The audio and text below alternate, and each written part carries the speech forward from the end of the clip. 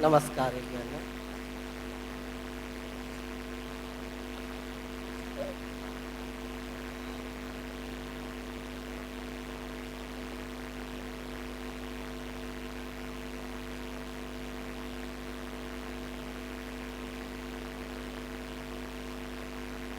බුද්ධං සරණං ගච්ඡාමි.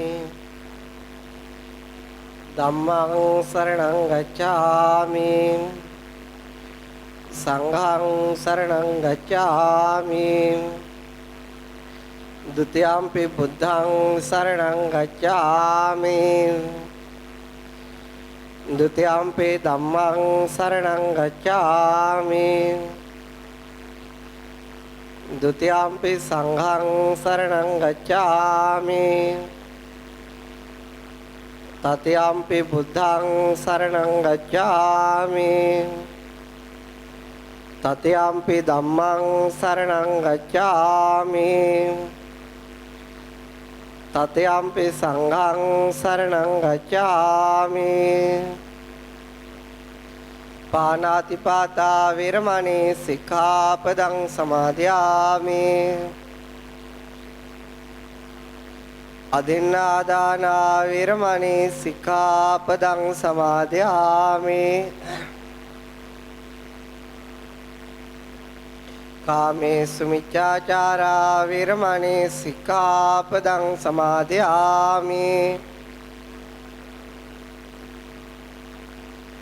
මුසාවාදා වේරමණී සික්ඛාපදං සමාදියාමි. සුරාමේරය මජ්ජපමා දට්ඨානා වේරමණී සික්ඛාපදං සමාදියාමි.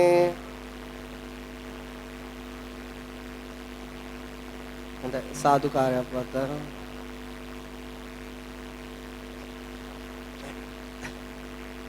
අද විස්තර කරන ගාතාව තමයි තියෙන්නේ. ඉතින් ගාතාව ටිකක් මුළු විශ්වයම ගැන කියපු ගාතාවක්. අද කීවෙනි වැඩසටහනද? අහ. 2016 කීවෙනි මාසේ? 6 වෙනි මාසේ 5. කීවෙනි වැඩසටහන? 5 වෙනි වැඩසටහන. එන ධම්මපදේ 5 වෙනි අපි මේ විස්තර කරන්නේ 3 වෙනි ගාතාව. කීවෙනි ගාතාවද? පළවෙනි එකේ දෙකක් විස්තර කරානේ. ඒතර 4. ඒතර පින්නතුනේ අපේ මේ හැමදාම මේ මනුස්ස ලෝකේ අපිට ලැබිච්ච කාලය. අපි මේ දවසෙන් දවස මොකද වෙන්නේ අපිට අහිමි වෙලා? අපිට සතියකට පස්සේ හරි අද වගේ වෙලාවක හරි මතක් වෙනවා තවත් සතියක් අපේ ජීවිතවලින් අහිමි වුණා. හැම මොහොතක්ම හැම පියවරක්ම එකම ඔටුන්නක් එත මිනිස්සු ලං කරනවා. මොකද්ද? මරණය. මේ පෘථිවියේ ජීවත් වෙච්ච මිනිස්සු එකම ඉලක්කයකට යනවා කියලායි මට පේන්නේ. එකම දෙයක් හොයාගෙනම එකම තැනකට ගමන් කරනවා. එකම දේ තමයි සතුට. ඔව් හොයා යන්නේ මොකද්ද? ඔහුට අවසාන හිමි වෙන්නේ මොකද්ද? මරණය. හැම මිනිස්සෙක්ම හැම සත්වෙක්ම හොයන්නේ සතුටක්. හැබැයි හැම සතුට හොයන මිනිස්සෙක්ට ඔහුගේ අවසානය මොකද්ද? මරණය. මේ ජීවිතයේ අවසාන ප්‍රතිඵලය මරණය. ඒ කියන්නේ සම්පයුත්තේ බිඳුවයි. මේ ලෝකේ කිසිම මිනිස්සෙක් කැමති නැහැනේ වැඩක් කළ අවසානයේ මොකද පඩියක් ගන්න නැතුව ඉන්න. නමුත් අපේ මේ ජීවිතයේ නැමැති රස්සාවේදී අවසාන පඩිය කීයද? බිඳුවයි. ඒක අපි හැමෝම මතක තියාගන්න ඕන කාරණයක්. ඒ නිසා අපි හැම කෙනාටම ජීවිතේ තා ටික කාලයක් ඉතුරු වෙලා තියෙනවා. ඒක කොච්චර කාලයක්ද කියලා අපි කාටවත් කියන්න. අපිත් එක්ක ඉන්න අය දැන් මම උගන්නන කාලෙම කී දෙනෙක්ම අපිත් එක්ක හිතවත් අය නැති වුණාද? ඒ නිසා විපත් වලින් නැති වෙනවා, ස්වභාවිකව නැති වෙනවා, ඇක්සිඩන්ට් වලින් නැති වෙනවා නේ. ඒ වගේ මිනිස්සුන්ට හැම තැනම තියෙන එකම දෙයයි. මොකද්ද? මරණය උදා කරලා දෙන්න අවස්ථාවක් බලාගෙන ඉන්නව විතරයි. ඒ කියන්නේ අපේ ජීවිතේ හතර වටේටම තියෙන්නේ මොකද්ද?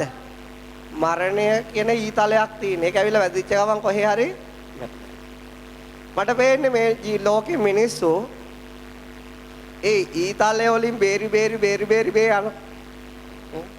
ඒ කියන්නේ ඔයලා මොකද දක්ෂයෝ. ඇයි මෙච්චර ඊතල හැම පැත්තෙම තියෙද්දි එකක්වත් වදින්න නැතුව හැම පැත්ත. උඩ වැලුවක් තියෙන්නේ මරණයේ ඊතල ටික. කඩා වැටුණොත් මොකද වෙන්නේ? හරි. පල්ලෙහා බැලුවක් තියෙන්නේ මොකද්ද? මරණයට ඊතල ටිකක්. ඇයි මේ දැන් පොළව මෙතනින් අයින් වුණොත් මොකෝ වෙන්නේ? ඉවරයි. හතර වටේ තියෙන්නෙත් එහෙමයි. ඔය ළඟ ඉන්න කට්ටිය ගාව මොකද අතකින් හොඳට දුන්නා නම් හතර වටේ තියෙන්නේ. මිනිස්සු ගහලා මැරෙන්නේ. ඉතින් ඒ නිසා හැම පැත්තෙම මරණයට අවශ්‍ය සාධකයක් මේ විශ්වය මත තියෙන්නේ. ලෝකේ හැම තැනකම. නමුත් මේ මිනිස්සු ඒකෙන් බේරි හැබැයි බේරෙන්න බැරි තරම් කොතනක හරි එතෙන්දි ගොදුරු වෙනවා එච්චරයි. නිසා මේ ලෝකේ ජීවත් කිසිම මිනිසෙක්ට මරණයෙන් ගැලවෙන්න හැබැයි මේ පින්නතු මේ පන්තියට එන්නේ මරණයෙන් ගැලවෙන්න. අපි දන්නවා රහසක් මරණයෙන් ගැලවෙන්න.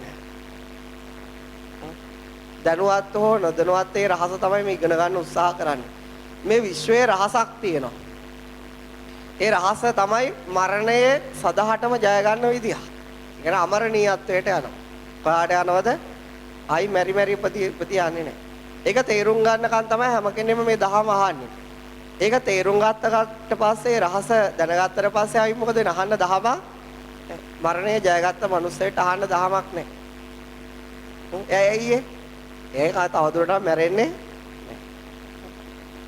ඒ නිසා ඒක තමයි බුදුහාමුදුරුවෝ ගෞතම බුදුහාමුදුරුවෝ පහළ වෙලා මේ ලෝකෙට කිව්වේ හැම මිනිස්සෙම මරණයට බයයි. මේ ලෝකේ හැම මිනිස්සෙම මොකට බයයිද? මරණයට බයයි. ඕනම චණ්ඩි වෙන්න පුළුවන්. ඔය ඉන්නෝනේ පාතාල නායක වෙන්න පුළුවන්. ඒගොල්ලෝ මොකට බයයිද? මරණයට. ඒ නිසා ආයුධ පාවිච්චි කරන්නේ. ඒගොල්ලෝ මරන්න කලින් ඒගොල්ලෝ බේරෙන්න. මේ මරණයට බය නිසා. දැන් මේ ගාථාවේ තියෙන්නේ ඒ වගේ මරණය ජය ගැනීමේ පළවෙනි පියවර. මරණය ජය ගන්න පුළුවන් පියවර 4කින්. ඒකේ පළවෙනි පියවර තමයි බුදුහාමුදුරුවෝ මේ වටිනාකම විස්තර කරන්නේ. මොකද්ද? පතව්‍යා ඒක රාජ්‍යේන සග්ගස්ස ගමනේනවා සබ්බ ලෝකාදිපච්චේන සෝතාපට්ටි පලං. එතම මේ ගාථාවද තෝරගත්තේ. දැන් මේ පින්නතොට එනවනම් මේ දහම ඉලක්කයක් තියෙනවා. මේක ඉලක්කයක් නැති දෙයක් නෙවෙයි. පළවෙනි ඉලක්කය තමයි ගිහි කෙනෙක්ගේ ඒ ජීවිතේ මොකද? එක ගිහි ජීවිතය සාර්ථක කරගන්න. මොන ජීවිතේද? ගිහි ජීවිතය. ඒ වගේම ඉලක්කයක් තමයි මොකද්ද? ඒ ලැබිච්ච මනුෂ්‍ය ජීවිතය තුළ මොකද්ද? සෝතාපන්න ඵලය සාක්ෂාත් කරගන්න. ඕනම මිනිස්සෙකේ ගිහි ජීවිතයක් ගත කරන මිනිස්සෙකේ බලාපොරොත්තුව තමයි හොඳ සාර්ථක ගිහි ජීවිතයක් ගත කරගන්න. හැබැයි එහෙම බලාපොරොත්තුවක් තියෙන මිනිස්සෙකින් ටික දෙනෙක්ට විතරයි මොකද්ද වෙන්නේ සෝතාපන්න ඵලය ලබන්න පුළුවන්. ඒ ටික මිනිස්සුන්ට ඒක දහමහක් වයයට ලැබෙන එකක් විතරයි. ඒ වගේම බොහෝ මිනිස්සු කොච්චර ලස්සන ගිහි ජීවිතයක් ගත කරන්න ඕන වුණත් මොකද වෙන්නේ? ඒ හැම මිනිස්සෙටම මේ අවස්ථාව ලැබෙන්නේ ඒකත් බොහොම පොඩි දෙනෙක්ට විතරක් ලැබෙන අවස්ථාවක්. ඒකෙනොත් පොඩි දෙනෙක්ට විතරයි මොකක්ද ලැබෙන්නේ? සෝතාපන්න ඵලය. ඒ කියන්නේ ලෝකෝත්තරේ පළවෙනි ස්ටෙප් එක සාක්ෂාත් කරගන්න. පතල් ඔයා ඒක රාජ්‍යේන. බුදුහාමුදුරුවෝ මේ ගාථාව දේශනා කරන්න හේතුවක් තියෙනවනේ. ඔය ධම්මපද හැම ගාථාවක කියන්න හේතුවක් තියෙනවා. ඒ හේතුව අටුවා විස්තර කරන්නේ මෙහෙමයි. අටුවා කතාවේ සඳහන් කරලා තියෙන්නේ අනාථ පිණ්ඩික සිටුතුමාට දරුවෝ කීයක් හිටියද? කීයක් හිටියද? එච්චර හිටියේ නැහැ. 7 දෙනෙක් හිටියා. කී දෙනෙක් හිටියද? 7 දෙනෙක්. ඒකෙන් ඔය සුජාතා සුමනා ඒ වගේ නම් තියෙන ගැහණු දරුවන් හිටියා. ඒ ඔක්කොම දහමට ලැබි. එකම පිරිමි දරුවෙක් හිටියා. එයා හොඳට ඉගෙන ගන්න පුළුවන්. හොඳට බුද්ධිමත්. හොඳට අකුරු සාත්‍රය ඉගෙන ගත්තා. හැබැයි සද්ධාවන්ත නැහැ. තුනුරුවන් කරේ සද්ධාවන්ත. අනාථ පිණ්ඩික සිටුතුමා නිතරම කල්පනා කර දේ තමයි හොඳට ඉගෙන ගත්ත මේ ළමයට කියන්න කියලා වරදා. හොඳට ශික්ෂාතර ඉගෙන ගත්තා. හොඳට ධනය පාලනය කරන හැටි ඉගෙන ගත්තා.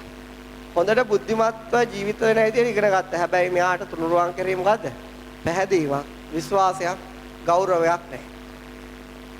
හැබැයි අනිත් දරුවෝ එහෙම නෙවෙයි. චූල ජාතා, සුමනා ඒගොල්ලෝගේ ජීවිත ගත්තාන් පස්සේ ඒගොල්ලෝ ධහම අවබෝධ කරගත්තා. පුංචි කාලේ. මෙයා පුංචි කාලෙම ධහම අවබෝධ කරගත්තේ නැහැ. ඉතින් අනාථ පිටිකට සිටුතුමාට හැමතිස්සෙම තමන්ගේ පුත්‍ර සෙනෙහස නිසා ඉවුණ මේ අනාථ පිටික සිටුතුමා දන්න මේ ලෝකේ වටිනාම දේ මොකද්ද කියලා. ඒක තමයි මේ ධහම අවබෝධ කර ගැනීම, මේ තුනුරුවන්ට ගෞරව සත්කාර කළ පින් දහම් කර ගැනීම. නමුත් මේ පුතා කිසිම දෙයකට කැමති අනාථපිණ්ඩික සිටුමා මෙයාට කියන කිසිම දෙයකට කවදාවත් කරමු බැන්නේ නැහැ. මොකද බනින්න දෙයක් නැහැ. එයාගේ ගිහි ජීවිතේ සාර්ථකයි. ළමයෙක් වශයෙන් හොඳට ඉගෙනගෙන. හොඳට ධනෙම කළමනාකරණය කර ගන්නවා. හොඳට විනෝද වෙනවා. අප කාටකින්වත් චෝදනාවක් ලැබෙන්නේ නැහැ. අනාථපිණ්ඩික සිටුමා දැක්ක මෙයාගේ එකම දුර්වලකමක් තියෙනවා. මොකද්ද? මෙයා සල්ලි වලට ලෝභයි. මොකට ලෝභයිද? ධනයට ලෝභයි. එතකොට බැලුවා ඕකම බැඳුම් කරයකට තබාගෙන ඕකම උගසට තබාගෙන මේ කොල්ල ධර්මයට ගන්න පුළුවන්ද? දවසක් කිව්වා පෝයක් ආසන්නේ. පෝය දවස් වලට සතර පෝයටම ජේතවනාරාමේ ධර්මය දේශනා අපි දන්නවා මේ පිටු ඉන්දියාවේ ගියාම අනාථපිණ්ඩික සිටුතුමාගේ ආරාමේ මේ හදපු ආරාමේ ජේතවනාරාමේ එයාගේ මාලිගාව විශාල දුරක් පයින් එන්න පුළුවන්. ඒතර කිව්වා පුතාට කහවණු 100ක් දෙනවා. කහවණු කීයක් දෙනවද? 100ක් දෙනවා. එක දවසක් සිල් අරගෙන ආවා. පුතා බැලුවා තාත්තා මට මේ කවදාම මෙච්චර ගාණක් දීලා එකපාර මෙච්චර ගාණක් ලැබෙනවා නම් කොහොමම සිල් ගන්න නැතෝ ඉන්නේ. කියලා ගියා. ගිහිල් ඉවර වෙලා මොකද වෙන්නේ? හොඳට නිදාගත්ත ජේතවනාරාමේ පැත්තකට වෙලා. නිදාගෙන ඊළඟ දවසේ උදේම ඇවිල්ලා කිව්වා ආපු ගාම මොකක්ද ඉල්ලුවේ? කහවණු 100 ඉන්නවා. දැන් හරිනේ දවසක් ඉඳලා ආව ජේතවනාරාමේ සිල් අරගෙන දැන් කහවණු 100ක් දෙන්න. දුන්නා. දෙයක් අරගෙන ගිහලා විනෝද වුණා. ඊළඟ පොයට එනකොට බැලුවා එදා කෝ කහවණු 1000ක් දෙනවා. කීයක් දෙනවද? 1000. බැලුවා. එක 10න් වැඩි කරලා දෙනවා. සිල් අරගෙන විතරක් මදි. එක බණපදයකුත් පාඩම් කරගෙන එන්නේ. සිල් අරගෙන විතරක් මදි. එක බණපදයකුත් පාඩම් කරන් එන්න ඕන. දැන් මෙයා ගියා. ගිහලා ඉස්සරහින්ම වාඩි වුණා. බුදුහාමුදුරුවෝ සාමාන්‍යයෙන් හැමදාම බුදුහාමුදුරුවෝ වඩින්නේ නැහැ. රහතන් වහන්සේලා තමයි ධර්මයේ දේශනා කරන්නේ. එදා බුදුහාමුදුරුවෝ වැඩි ධර්මාසනයට. වැඩම කළ ඉවර වෙලා දැක්ක මෙයාගේ හිතේ තියෙන ආසාව මොකද? එක වචනයක් මතක තියාගෙන පස්සට යන්න තමයි නිදාගත්ත ගෙදර ගියා කහවණු 1000 ඊළඟ දවසේ උදේ පාන්දර. ඒ කියන්නේ ඒ කාලේ පැය 24 සිල් තිබුණේ. පැය 12 සිල් නෙවෙයි. එතකොට මොකද වෙන්නේ? ඊළඟ දවසේ උදේට ගිහිල්ලා ගන්න කියලා. බුදුහාමුදුරුවෝ අදිෂ්ඨානයක් කරා මේ කියන කේම හැම කරුණාවම මෙයාට වැටහෙන්න ඕන. හැබැයි මතක හිටින්න එපා. දැන් හොඳට අහගෙන ඉන්න එකක් මතක තියාගත්ත එකක් නැහැ. දැන් අහගෙන ඉන්නවා. බුදුහාමුදුරුවෝගේ ධර්ම දේශනාව අවසාන වෙනකොට මොකද වෙන්නේ? මෙයාට ඒ ධර්ම අවබෝධ වෙනවා. දැන් අර ඊළඟ එදා එළි වෙනකම් මේ සුඛයෙන් හිටියා. ඒ අවබෝධ ධර්ම සුවය වින්දා. ඉඳලා උදේ පාන්දර හැමදාම ස්වාමින් වහන්සේලා අනාථපිණ්ඩික සිටුමාගේ මාලිගාවට දාන්නට යන එක දිනපතාම සිද්ධ වෙන දෙයක්.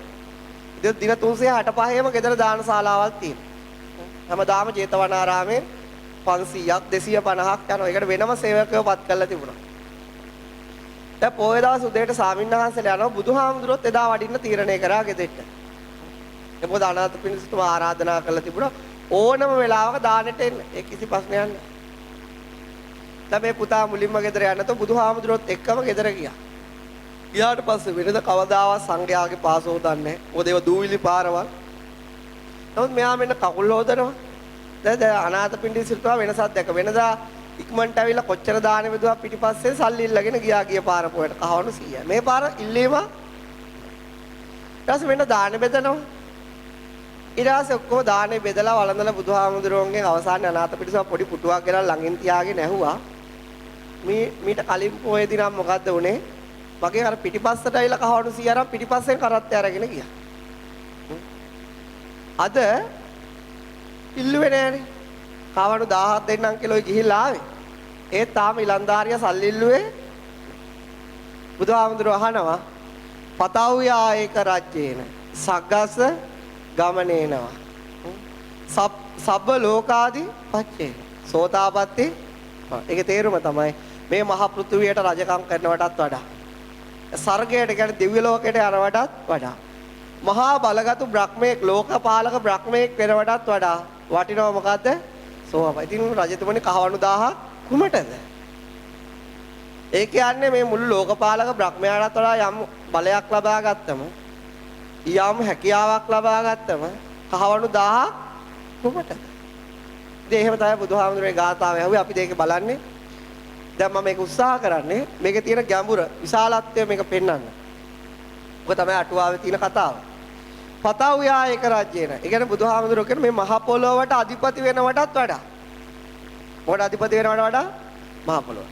අපි හැමෝම කැමති අධිපතිකමට. හැමෝම කැමතිනේ. අම්මා කැමති ගෙදර අධිපති වෙන්න. මහා ඇමති කැමති පළාතට අධිපති වෙන්න. ඒ කියන්නේ පෙට්‍රල් ඉල්ලන්නේ. අධිපති වෙන්න බෑ. මොකද යට රජයක් යටතේ පාලනය වෙනකොට. හරියට. අධිපතිකමේ දුන්නා. ඒක පෙට්‍රල් දුන්නා මොකද වෙන්නේ? අර ඉන්දියාව වගේ ප්‍රාන්තයට ඇමති. එයා ගත්තේ තමයි බලය තියෙන්නේ. ඒ හැමෝම මිනිස්යන්ගේ අතුලාන්තයේ තියෙන මොකද? අධිපති වීමේ ආසාව. ඒ ආසාව ඉෂ්ට කරගන්න මිනික්කු නොයෙකුත් කුලගණ සමිතියේ සභාපති වෙලා කුලගණ සමිතියට අධිපති වෙන්න හදන. ඊළාට පන්සලේ දායක සභාවේ සභාපති හෝ සභාපතිනිය වෙලා ඒකේ මොකද වෙන්නේ? අධිපති වෙන්න හදන. හැම මිනිස්යාගේම තුල ඔය අධිපතිකමට වේගක් තියෙනවා. ඉතින් ඒක යම් යම් මිනිස්සු යම් යම් ප්‍රමාණයට Tamanට ලැබෙන අධිපතිකම ගැන හිතන් ඉන්නෝනේ. දැන් මෙතන ඉන්නේ අධිපතිනියෝ අධිපතිලා තමයි.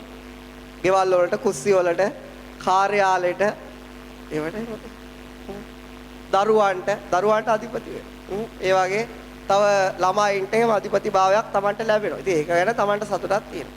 හැබැයි මේ අධිපතිකමේ අඩුවක් තියෙනවා. මොකද්ද? ඊට වඩා අධිපති කට්ටිය දරණයම පේනවා. එතන මොකද දෙමාපියෝ ඒක නිසානේ දැන් ළමයා ගමේ ඉස්කෝලේට යන්න නැතුව සල්ලි දීලා හරියයි නගර ඉස්කෝලේට දාගන්න හදන්නේ. ඒක ළමයට ඒක යම් අධිපතිකමක් ගමේදී සමාජෙදී හම්බ වෙන එක දන්නේ. ඒ Tamanට නොලැබිච්ච අධිපතිකම දෙන්න තමයි අර දුර ඉස්කෝල වලට දාලා පොත් බෑග් කරේ දාගෙන යවන්නේ. එයා අධිපතිකම ගැනීමේ හැකියාව. නෝ මේ මොන අධිපති කරත් මොකද වෙන්නේ? හැමතිස්සෙම අඩුවක් තියෙනවා. දැන් මැතිවරයෙක් වෙන වෙලාවෙත් අධිපතිකම තමයි අගමැති වෙන්නේ. අගමැති වුණාම මොකද වෙන්නේ? නතර වෙනවද? ජනාධිපති ජනයන්ට අධිපති වෙනවා. ජනාධිපති වුණාම නතර වෙනවද? නෑ. ඊට පස්සේ බලමු තව රටකට දෙකකට අධිපති. ඊට පස්සේ බලනවා අවසානයේ මේ පෘථිවි තලය මත අධිපතිභාවය උපරිම තැන තියෙන කාටද? සක්විති රජතුමාට. කාටද තියෙන්නේ? එයාට මේ මුළු පෘථිවියේම ආධිපත්‍ය හම්බ වෙනවා. බුදුහාමුදුරේ පතන්නේ අනික කාටවත් ඒ හැකියාව ලැබෙන්නේ බරක් ඔබාමටත් ඇමරිකාවට විතරයි. ඒ නිසා මොකද වෙන්නේ? ඒක නිසා ඉතින් රුසියාව බල යටපතිය අධිපතිභාවය තියාගන්න තමයි හැමතිස්සෙම හැම කෙනෙම උත්සාහ කරන්නේ. ඉතින් එහෙම අධිපතිභාවය ඕන වෙන අයගේ එක මිනිස්සෙට අධිපතිභාවයක් දවසක හම්බ වෙනවා. මේ පෘථුවියට අධිපති වෙන්න හම්බ වෙනවා. එයාට කියනවා සක්විති රජතුමා. එයාට ඒ අධිපතිභාවය දැන් අධිපතිභාවයත් එක්ක මිනිසුන්ට ලැබෙන දේවල් තියෙනවා. විදුහල්පති කෙනෙක්ට මොනවද ලැබෙන්නේ? ළමයි ගුරුවරු එයාටගේ වචනයට අනුව පාලනය කරගන්න ලැබෙනවා. විධායක ජනාධිපතිකමට මොනවද ලැබෙන්නේ? ගෑණිය පිරිමියෙක් කරන්න විතරයි කියන බැරි අනිත් ඔක්කොම ලැබෙනවා. ඊළඟට මොකද වෙන්නේ? ඒ වගේ යුද හමුදාපති කෙනෙක්ට මොකද වෙන්නේ? ඒ සේනාංකෙ මෙහෙවන්නේ යාට තීරණ ගන්න තනි අයිතියක් ලැබෙනවා. ඒ හැම අධිපති කෙනෙක්ට යම් මොකද යම් කිසි යාගේ අධිපතිභාවයත් එක්ක යාට වාසි හම්බ වෙනවා. මොනවා හම්බ වෙනවද? ඒක මේව කරගන්න ජනකාය පිරිස් බලයක් හම්බ වෙනවා. ආයුධ හම්බ වෙනවා. තව මුදල් හම්බ වෙනවා. ඒ වගේ දේවල් හම්බ වෙනවා. සක්විති රජතුමාගේ අධිපතිභාවයත් එක්ක යාට 7ක් හම්බ වෙනවා. කීයක් හම්බ වෙනවද? 7ක්. පොළොවට අධිපතිභාවය ලැබෙන දවසේම එයාට හම්බ වෙනවා චක්‍රරත්නය, අශ්වරත්නය, ගෘහපති රත්නය, පුත්‍ර රත්නය, ස්ත්‍රී රත්නය, ඔය ආදී ඊළඟ මණි රත්නය. ඉතින් ඔය ආදී රත්න 7ක් තියෙනවා. චක්‍රරත්නය දැන් එයා ඉපදිච්ච ගමන්ම සක්විති රජකම එයාට හම්බ වෙන්නේ නැහැ. ඒකට කාලයක් ගත වෙනවා. දැන් බුදුහාම බෝධිසත්වයේ ඉපදිච්ච ගමන් බුදු වෙන්නේ නැහනේ. ඒකට මොකද ගත වෙන්නේ? කාලයක්. ඒ සක්විති රජ වෙන්න ඒ කර්මයේ විපාක දෙන්න ආසන්න වුණාම මොකද වෙන්නේ? ඉබේම කරකැවෙනවා සඳලු තලයේ රෝදයක් වගේ කරත්තයක්. ඒක තමයි චක්‍ර රත්නය කියන්නේ. රන් නැබ තියෙන එකක් කරකැවෙනවා. ඒ ගැන විස්තර කරොත් මේ පැය දෙක ඊටමදි. සක්විති රජතුමා ගැන. එතකොට මොකද එයා ඇවිල්ලා පැන් වඩල උරනාට පස්සේ යාට හම්බ වෙන අජානීය අශ්වය. ඒක අශ්ව රත්නය කියන්නේ. අජානීය අශ්වය කියන්නේ කවුද? අහසින් යන්න පුළුවන් කෙනෙක් හම්බ වෙනවා. ඒක ප්ලේන් එකක් වගේ එකක් හම්බ වෙනවා. ඒක ඩ්‍රයිවර් ඒ අශ්වයා. එතකොට මොකද වෙන්නේ? ඒ සක්විති රජතුමාට එයාගේ පිටට නැගලා එයාට පෘථුවේ යම් ප්‍රදේශයකට යන්න ඕන කියලා හිතනම ඒ අජානීය අශ්වය පැත්තට යනවා. ඊට පස්සේ ප්‍රාදේශීය රජවරු දැන් ලංකාව වගේ ඉන්නේ රජවරු එහෙම ලෝකේ රටවල් වල එක එක රජවරු ප්‍රාදේශීය රජවරු පාලනය කරනවා. මෙයාගේ මේ ආශ්චර්ය මෙයා අශ්වයේ පිටිපස්ස එන චතුරාංගනීය සේනාවක්. අස්ව රිය බාබල මෙයාගේ විපාකෙට අනිත් අයට ඒක පේනවා. ඒක අරගොල්ලෝ බය වෙනවා. මෙයා රට අල්ලන්න තමයි මේ පේන සේනාවත් එක්ක යුද්ධ කරලා ඉවර කරන්න පුළුවන් එක නෙවෙයි කියලා අරගොල්ලෝ යුද්ධ කරන්නේ නැතුව ඒගොල්ලෝගේ හමුදා දන ගස්සලා ඒ රජතුමාට ඒක බාර දෙනවා. රජතුමා ඒක බාර ගන්නෙ නැහැ. රජතුමා කියනවා ඕගොල්ලෝම ওই රට කරගෙන යන්න ඕන කොහොමද? දසරාජ ධර්මයේ. මොනවද කරා යන්න ඕන?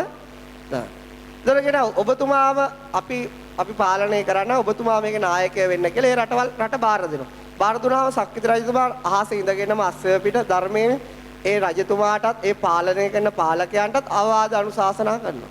කල්ලි ඉවර වෙලා කියනවා සත්තු මරන්න බෑ අදින් පස්සේ මේ රටේ.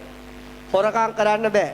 දුප්පත්කම තියෙනවා නම් කියන්න ඕනේ ඒක මම නැති කරලා දෙනවා. එයාගේ පිනෙන් එයා ඉසුරු දීලා යනවා මේ ප්‍රදේශයට. ධනෙ දීලා යනවා. ඒතර දුප්පතුන්ට ඒවා බෙදලා දෙන්න කියනවා.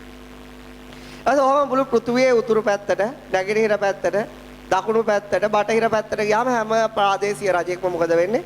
දන ගහලා අර යාට රට බාර දෙනවා. බාර දුන්නම දුප්පත් රටවල් තියෙනවා. එයා ධනය දෙනවා අර ගේන එකේ. ධනය දීලා යන මේවා බෙදලා සස්ත්‍රීක කරගන්න ඕනේ. ඊට පස්සේ මේ ධර්ම වලින් රට පාලනය වෙන්න ඕන. පොය අටසිල් ගන්න ඕන. පන්සිල් සමාදන් රකින්න ඕන. කඩන්න බෑ. එතන මේ පන්සිල් කියා දෙන්නේ බුදුවරු නෙවෙයි. කවුද? මේ සක්විති රජවරු පහල වෙනකොට ඒගොල්ලෝ පන්සිල් කියා දෙනවා. පන්සිල් වලින් තමයි රට පාලනය කරන්නේ. සත්තුන්ට අබේ මුළු පෘථිවියේම සත්තුන්ට අබේ ලැබෙනවා. ඒ වගේම ඕනම පුරුෂයෙක් කැමති එයා ගැන විතරක් හිතන ගෑණියෙක් හම්බ වෙනවනම්. ගෑනු එහෙම නැහැ. සක්විති රජතුමාට ගෑණියෙක් හම්බ වෙනව මොකද්ද? ඒ සක්විති රජතුමාගේ පිට හිතන්නේ නැහැ. ඒක තමයි ස්ත්‍රී රත්නයක් ලැබුණේ කියන්නේ. දැන් ලැබිලා තියෙන්නේ මොකද්ද? ස්ත්‍රී අඟුරු රත්න නෙවෙයි. එතකොට මොකද වෙන්නේ? ඒක ලැබෙන්නේ සක්විති රජතුමාට විතරයි. වෙන කිසිම රජෙක්ට හම්බ වෙන්නේ. ඒක හම්බ වෙන්නේ සක්විති රජතුමාට. ඔබට එහෙම ගෑණියෙක් ගන්න ඕන නම් ඔබ සක්විති රජ වෙන්න වෙනවා. ඊට මෙහා හම්බ වෙන්නේ නැහැ. හරිද? ඒක පිනේ විපාකය. ඊළාට කීකරු පුතු හම්බ වෙනවා. ඒක තමයි පුත්‍රත්වය හම්බ වෙනවා කියන්නේ. මොන පුතුද? ඒ කියන්නේ රජතුමා හිතන දේ මේ පුතු කරනවා. ඒ වචනයෙන් පිට කිසි වැඩක් කරන්නේ දැන් එහෙම දැන් මේ පින්නතුන්ට හම්බ වෙන පුතු එහෙම කරනවද? එහෙම කරන්නේ. එහෙම පුතු හම්බ වෙන නම් එක්ක සක්විති රජ වෙන්න ඕන, එක්ක සක්විති රජතුමාගේ භාර්යාවක් ඉන්නවා. ඒතර අන්නේ මේ පුතු දහසක් හම්බ වෙනවා කියනවා ඒ කාලය තුල. විශාල ආවුස තියෙන කාලවල ඒ රජවරු පහළ වෙන ලක්ෂයක් 80000ක් වගේ. ඒ හැම පුතෙම කී කරේ. කී වචනෙන් පිට යන්නේ. එතකොට ඒ වගේ තව අර රත්න ලැබෙනවා. ඉතින් ඒවා විස්තර කරන්න බෑ. එතකොට එයා ඒකෙන් පාලනය කළා. එතකොට එයා දැනුම් දෙනවා එයාගේ ඉන්න පිරිසට මොකද වෙන්නේ? දවසක මේ කැරකෙන රෝදේ අතුරුදහන් වේවි. එදාට මට දැනුම් දෙන්න ඕන. දැන් එයාගේ සඳලු තලේ උඩු මහලේ කැරකෙනවනේ ලස්සන රෝදය. එදා ඒක අතුරුදහන් වෙලා තිබුණොත් එදාම මට දැනුම් දෙන්න ඕන. ඒ කාලයක් ඇද්දී අවුරුදු 1000 ගාණක් ඇද්දී එයා වටේ ඉන්න පිරිස දකින්න මැති ඇමතිවරු දකින්න පාලකයෝ දකින්න අතුරුදහන් වෙලා. රජතුමාට කිව්ව ගමන් කියනවා හරි. දැන් මම මනුස්ස ලෝකෙ විඳින්න පුළුවන් උපරිම සැප විඳා. මනුස්ස ලෝකෙක යම් මිනිස්සෙක්ට සැප විඳින්න පුළුවන් නම් මේ පංචකාමයන් ඒ සියලු සැප දැන් මම විඳලා තියෙන්නේ. හොඳ දරුවෙක් හම්බුණා, හොඳ කාන්තාවෝ හම්බුණා, එක්කෙනෙක් ගොඩාක් අය හම්බ වෙනවා. මුළු පෘථුවියේම අධිපති එක වචනේ මුළු පෘථුවියේම Tamanට කියන දේ කරවන්න පුළුවන්. ඒ වගේම දසරාජ ධර්මයෙන් මේ රට පාලනය කරා, පන්සිල් රැක්කෙව්වා, අටසිල් රැක්කෙව්වා, දස කුසල් වල සම්පාදනය කෙරෙව්වා. දැන් මට කාලේ හරි මොකක් වෙන්නද? මරුණන් පස්සේ යන තැනට වැඩක් කරගන්න කියලා අර ඔක්කොම ඉන්න පුතෙක්ට බාර දීලා රජතුමා වනගත වෙනවා. නමුත් අර පුතාට අර බලය නැහැ. පුතාට තාත්තට තිබිච්ච බලය ඊට පස්සේ මොකද වෙන්නේ? ඊට පස්සේ පුතාට ඒ බලය ලබා දෙන ක්‍රමයකුත් තියෙනවා. පුතාත් පස්සේ කාලෙක ගිහින් තාත්තගෙන් අහලා නැවතේ රත්නය ලබා ගන්නවා. එතකොට මේ වගේ සක්විති රාජ පරම්පරා 7ක් ගැන බුදුහාමුදුරුවෝ දේශනා කරලා තියෙනවා. දල්ලනේමි සක්විති රජුරුවන්ගේ ඉඳලා. ඉතින් ඒ ටික කියන්නේ යන්නේ නැහැ. ඉතින් ඒක තේරුම් ගන්න. එතකොට අන්න ඒක තමයි පතන්යායක රජ්‍යේන කියන්නේ. ඒක තමයි මොකද්ද? මහා පෘථුවියටම අධිපති උණයි කියලා කියන්නේ. ඒක ලේසි පාසු දෙයක් නෙවෙයි. බලන්නකො ප්‍රාදේශ සභාවක සභාපති වෙන්න ලේසිද කියලා. රටක ජනාධිපති වෙන්න කොච්චර අමාරුද කියලා. පළාත් සභාවක മന്ത്രിකමක් ගන්න කොච්චර කට්ටක් ගන්න ඕනද කියලා. එහෙම එකේ මහා පෘථුවියම තනි පාලනයට ගන්න එක මේ වචනයක් අහන්න තරම් ලේසි දෙයක්. ඒක මහා පුණ්‍ය විපාකයක්. ඒක මහා කුසල විපාකයක්. ඒ කුසල විපාක ලැබුණම ඒකත් ලැබෙනවා. එක දවසක් බුදුහාමුදුරුවෝ කියනවා මෙහෙම මොකද්ද? මහා කඩි ගොඩක් දැකලා ආනන්ද පේනවද මේ කඩි? එහෙමයි. ආනන්ද සර්වඥතා ඥානෙ යොමු කළ බැලුවා. සක්විති රජ නොවෙච්ච එක කඩියෙක්වත් ඒ කියන්නේ මේ එන සංසාර ගමනේ සක්විති රජ පදවිය නොලබාගත් එක කඩියෙක්වත් එහෙනම් මේ කඩි ගැන කවර කතාවද? බුදුහාමුදුරු කඩි පෙන්නලා එහෙම කිව්වද? ඒක ඒ සැප විඳලා තියෙනවා. ඒ අධිපති බලය විඳලා ඒ බලය විඳලා තියෙනවා. එක දවසක් මෙරු වගේක් එනවා පහ ඒ කියන්නේ එළියකට. බුදුහාමුදුරු කියනවා මෙරු සියල්ලම මගේ සර්වඥතා ඥාණයෙන් මම බැලුවා. සක්විති රජ නොවෙච්ච එක මෙරුවෙක්වත් බලන්න මේ සංසාරේ හැටි. අද මෙරුවේ එදා මුළු පෘථුවියේම පාලකයෙක්. නිකම් පාලකයෙක් නෙවෙයි දසරාජ ධර්ම වලින් පාලනය කරන්නේ. මොනවද? ආයුධ නැහැ, යුද්ධ කරන්නේ නැහැ. සාමයෙන් මෛත්‍රියෙන් එදා ඒ කාලේ තමයි පෘථුවියේ නියම සාමය තියෙන. යුනිස්කෝ එක දුවුණා කියලා සාමය නැහනේ. ඔය තිබුණ ඒක සක්විති රජතුමා පහළ වෙන කාලේ තමයි මේ පෘථිවි තලයේ නියමම සාමයක් තියෙන්නේ. එහෙම ශාස්ත්‍රීය කාලයක් එහෙම කාලවල මේ පෘථිවියට එනවා. දැන් මේ පෘථිවියේ අන්තිමටම පහළ වෙච්ච සක්විති රජතුමා තමයි දල්ලනේමි කියන්නේ. මොකද්ද? දල්ලනේමි. එයාගේ තොරතුරු බුදුහාමුදුරුවෝ ඉදිරිපත් කරලා තියෙනවා. එතකොට එතන ඉඳලා තමයි මේ අපේ ආවුස බහැලා තියෙන්නේ. එයා ඉන්නකොට ආවුස අවුරුදු ලක්ෂේ හිටියේ. කීයද හිටියේ? ලක්ෂේ ඉඳපු තමයි මේ කීයට බහැලා තියෙන්නේ? 10යි. 10ට 100 ගාන 80 ගානට 90 ගානට 60 ගානට අඩු කරගෙන තියෙනවා. ඒ ඉතිහාසයේ බුදුහාමුදුරුවෝ කියනවා ඒක බලා ගන්න ඕන නම් මොකද්ද බලන්න ඕන? චක්කවර්ති සිංහනාද සූත්‍රය. ඒකේ බුදුහාමුදුරුවෝ පැහැදිලි කරලා තියෙනවා. හරියද? ඊළඟට කියනවා සග්ගස්ස ගමන එනවා. මොකද්ද? සග්ග දිව්‍ය ලෝකෙට යන්න. දැන් බුදුහාමුදුරුවෝ එක අවස්ථාවක කියනවා ශාක්‍ය වංශිකයන්ට මේ ලෞකික සම්මාදිට්ඨිය ගැන කියා දෙන වෙලාවක මේ ලෝකේ ඉන්නෝ කියන රජතුමාගේ උපරිම රජතුමා තමයි සක්විති රජතුමා. පළවෙනි දිව්‍ය ලෝකේ තමයි මොකද්ද? චාතුම් මහරජිකේ. චාතුම් මහරජිකේ දෙවියන් විඳින පංචකාම සැපත් එක ගත්තට පස්සේ සක්විති රජතුමා මොකක් වෙනවා කියනවද? පෘථුවිය මත හිඟා කනවා කියනවා. තොර හිතන්නවා. ඔන්න සැප වෙනස බුදුහාමුදුරුවෝ පෙන්වන හැටි. චාතුම් මහරජික දිව්‍ය ලෝකේ ඉන්න දෙවියන් විඳින පංචකාම සැපත් එක ගත්තම මේ පෘථුවියට අධිපතිකම් කළ රත්න හතක් තියෙන සක්විති රජතුමා මොකක් කරනවද? පෘථුවිය හිඟා කනවා කියනවා. එතකොට පෘථුවියට අධිපති වෙනවට වඩා පල්ලෙහාම දිව්‍ය තලය වෙන මොකද්ද? චාතුම් මහරජිකේ උප්පත්තිය ලැබීම ඊට වඩා සැප බහුල එකක්. එතකොට සක්විති රජතුමා හිඟා කනවා නම් මෛත්‍රීපාල ජනාධිපතිතුමා බරක් ඔබාමා වුණත් එහෙම තමයි. ඇයි ඒ සක්විති රජකම ලැබිලා නැහැනේ ඒගොල්ලන්ට. ඒව ඊටත් වඩා දුප්පත් රජකම්. නමුත් ඒවත් ගන්න එක ලේසි පහසු දෙයක්.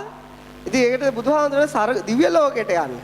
දිව්‍ය ලෝකේ පංචකාම සම්පත්තියට වඩා අර නන්දාමුදුරන්ටත් මැජික් එකක් කරලා පෙන්වන්නේ මොකද්ද? මේ වගේ ගෑනු දෙහි ඉන්නේ කියලා. මේ එක්කෙනෙක්ට මැරෙන්නේ පහේ 500ක් මොකද වෙන්නේ? පෘථුවියේ නැහැ එහෙම කාන්තාව, දිව්‍ය කාන්තාව. පෘථුවියේ නැහැ එහෙම වාහන. පෘථුවියේ තියෙන ඉන්ෂුරන්ස් ගෙවන්න දැන් දැක්කනේ ගහපු වැට් එක විතර. එහෙ වැට් නැහැ. ෆ්‍රී හම්බ වෙන්නේ ඔක්කොම වාහන. ඒවයි මගදී හුලම් බහින්නේ නැහැ, සර්විස් නැහැ. එහෙම උපරිම සැප තියෙන එකක් තමයි දිව්‍ය තල කියන්නේ. ඒකට අනේක ලේසි පහසු දෙයක්. ලේසි නෑනේ. දන් දෙන්න ඕන. ඒ කියන්නේ දිව්‍ය ලෝකෙට යන්න කලින් තමන්ගේ හිත දිව්‍ය ලෝකයක් කරන්න ඕනේ. එහෙම අයට විතරයි යන්න පුළුවන්. ඒක මිනිසුන්ට ලේසි පහසු දෙයක් නෙවෙයි. මිනිස්සු හැමතිස්සෙම මිනිසුන්ට අහන්න ලැබෙන්නේ දකින්න ලැබෙන දෙකක් කෙන එක මිනිසුන්ගේ හිත හැමතිස්සෙම අපායක් බවට පත් වෙමින් තියෙන්නේ. මොකක් බවට පත් වෙමින්ද තියෙන්නේ? අපායක ජීවත් වෙන මිනිසු හිතේ. ඉතින් අපායක ජීවත් වෙච්ච මිනිසුන්ට දෙව්ලොව යන්න අවසර ලැබෙන්නේ නැහැ. ඔය වගේ දිව්‍ය ලෝකෙට යන්න නම් මේ මනුස්ස ජීවිතේමදීම තමන්ගේ හිත දෙව්ලොවක් වගේ තියාගන්න ඕනේ. ඒ කියන්නේ මොකද්ද? තමන්ට ලැබිච්ච දේවල් අන් අය වෙනුවෙන් පරිත්‍යාග කරන්න ඕනේ. හිත පිරිසුදු කරලා සිල්වත් වෙන්න ඕනේ. ඒ වගේම දහම් දැනුමකින් යුක්ත වෙන්න ඕනේ. ඒ වගේම ප්‍රඥාවන්ත වෙන්න ඕනේ. ප්‍රඥාවන්තයනේ අත්හරින්නේ. ත්‍යාගවන්ත වෙන්න ඕනේ. ওই වගේ ගුණ තියෙනවා. ඒ වගේම මේ ධහම පිළිබඳව සද්ධාවන්ත වෙන්න ඕනේ. පැහැදීමක් තියෙන්න ඕනේ. ලෝක විශ්ව ධර්මයේ පිළිබඳව යථාර්ථයට පහදින්න ඕනේ. මේ ජීවිතයේ අනිත්‍ය ස්වභාවය බැඳීම් ඒවා තමන් ප්‍රඥාවෙන් තේරුම් අරගෙන සද්ධාව ඇති කරගන්න ඕනේ. එහෙම ජීවත් වෙන මිනිස්සෙක් මනුලොව ඉන්න දෙවියෙක්. එහෙම ජීවත් වෙන මිනිස්සෙක් මනුලොව ඉන්න කවුද? දෙවියෙක්. මේ විශ්ව යථාර්ථය ගැන පැහැදිලි. කියන්නේ සද්ධාව තීනවා නම් තුනුරුවන් කෙරෙහි කියන්නේ ඉතින් ලෝක ස්වභාවය කෙරෙහි තමයි. ඊළාට හිත පිරිසුදු කරනවා නම් සීලවන්ත නම් ඊළඟට මොකද්ද? සුතයක් තියෙනවා. ධර්මය පිළිබඳ දන් දීමේ ආනිසංස. ඒ වගේම ඒව අල්ලගත්තම තියෙන දුර්විපාක ඒව දැනගෙන කාට හරි යහපත් වැඩපිළිවෙලක් කියා දෙන්න පුළුවන් ඥානයක් තියෙන. ඒකට කියන සුතමය ඥානය කියලා. මොකද්ද? සුතය. එහෙම හිතක් හදා ගන්න ඕන. ඊළඟට ත්‍යාගවන්ත වෙන්න ඕන. මොකක් වෙන්න ඕනද? අතහරින්න ඕන. ඊළඟට ප්‍රඥාවන්ත වෙන්න ඕන. අත්හැරියත් මොකද වෙන්න ඕන? ඇත්තටම අත්හරින්න. දැන් අපේ මිනිස්සු අත්හරින්නේ නැහනේ. දීලිවරල විතර මම මෙච්චර දුන්න කියලා ඒක ලොකුමකට ගන්න. ඒතකොට මේ ප්‍රඥාව නැතුව අත්හැරලා. ඊළඟට දීලා account එකේ දාගෙන ඉන්නවා මෙච්චර දුන්නේ මම තමයි කියලා. එතකොට මේ ප්‍රඥාවෙන් තොරව අත්හැරීම. එහෙමනේ ත්‍යාගවන්ත වෙන්න ඕනේ. ඒ වගේ මොකක් වෙනවද? අන් අයගේ යහපත සලකාම අත්හැරියා නම් අත්හැරියා. ඒ වගේ මිනිස්සෙක් ඒ වගේ මානසික ස්වභාවයක් තියෙන කෙනෙක් ඉන්නවනම් එයා දුර්ලභ කෙනෙක්. එයා මනුස්ස ලෝකෙදී එයාගේ හිත මොකද්ද? දිව්‍ය ස්වභාවයක පවතිනවා. මොන ස්වභාවයක පවතිනවද? දිව්‍ය ස්වභාවයක පවතිනවා. එතකොට ඒක ලේසි පාස් දෙයක් නෑනේ. රජකමකම් ඒ කියන්නේ ජනාධිපති කෙනෙක් වෙන්න පළාත් සභාවකට යන්න ලේසියිනේ. මොකද්ද කරන්න ඕනේ? මිනිස්සු ටිකක් අල්ලගන්න ක්‍රමයක් හදලා කැප වෙලා පාරේ බහැලා කළු කොඩි දාලා ගෝව ගිහිල්ලා කට්ට කාලා තව එක්ක උඩ එක්කෙනාට වැඳගෙන ඉඳලා නොමිනේෂන් අරගෙන ඊට පස්සේ ඡන්ද ටිකක් කරාගත්තා. ඒක ලේසි. මේක අමාරුයි. ඇයි අමාරු? මේ කරුණ වල හිත තියා ගන්න ඕන. දහම කෙරෙහි හිත පහදවා ගන්න ඕන නිතරම. අනිත් අය වෙනුවෙන් අත්හරින්න ඕන. අනිත් අයට කරුණාවන්ත වෙන්න ඕන, ප්‍රඥාවන්ත වෙන්න ඕන. ඔහොම මානසිකත්වයක් හදාගත්තොත් එයා කොහෙද යන්නේ? එයාගේ ගමන තියෙන දිව්‍ය ලෝකෙට. ඔයාට තියෙන්නේ එයා මනුස්ස දේව. දැන් ඔය ඔහොම මිනිස්සු ඉන්නවා. ඒ මිනිස්සු හරි අඩුයි මේ ලෝකේ. ඒ මිනිස්සු මේ ලෝකේ හරිම අඩුයි. ඒගොල්ලෝ මරණයෙන් පස්සේ මොකද වෙන්නේ? දිව්‍ය ලෝකෙට යනවා. දිව්‍ය ලෝකේ සප ගත්තට පස්සේ බුදුහාමුදුරුවෝ විස්තර කරලා තියෙනවා. අර සක්විති රජතුමාත් බාල්දු කරලා තමයි කතා කරන්නේ. පළවෙනි දිව්‍ය ලෝකේ මොකද්ද? චාතුම් මහරජිගේ. ඒකේ තියෙනවා මනුස්ස ලෝකෙන් අවුරුදු 500ක් 50ක් එක දවසක්. ඒ කියන්නේ මෙයා මේ හදාගත්ත මහන්සියෙන් හදාගත්ත දිව්‍යමය හිතේ මෙයාට භුක්ති විඳින්න ලැබෙනවා මරණයෙන් පස්සේ වැඩි දුරටත්. එතකොට මොකද වෙන්නේ? අවුරුදු 50ක් එක දවසයි. ඒ වගේව 30ක් මාසයයි. ඒ වගේව 12ක් අවුරුද්දයි. ඒ වගේව 500ක් ජීවත් වෙන්න පුළුවන්. දැන් ඔතනින් තමයි උත්තරේ එන්නේ. කියන්නේ 1500 12න් වැඩි කළා. ඒක අයිත් වැඩි කරන්න ඕන කොහෙන්ද? 500.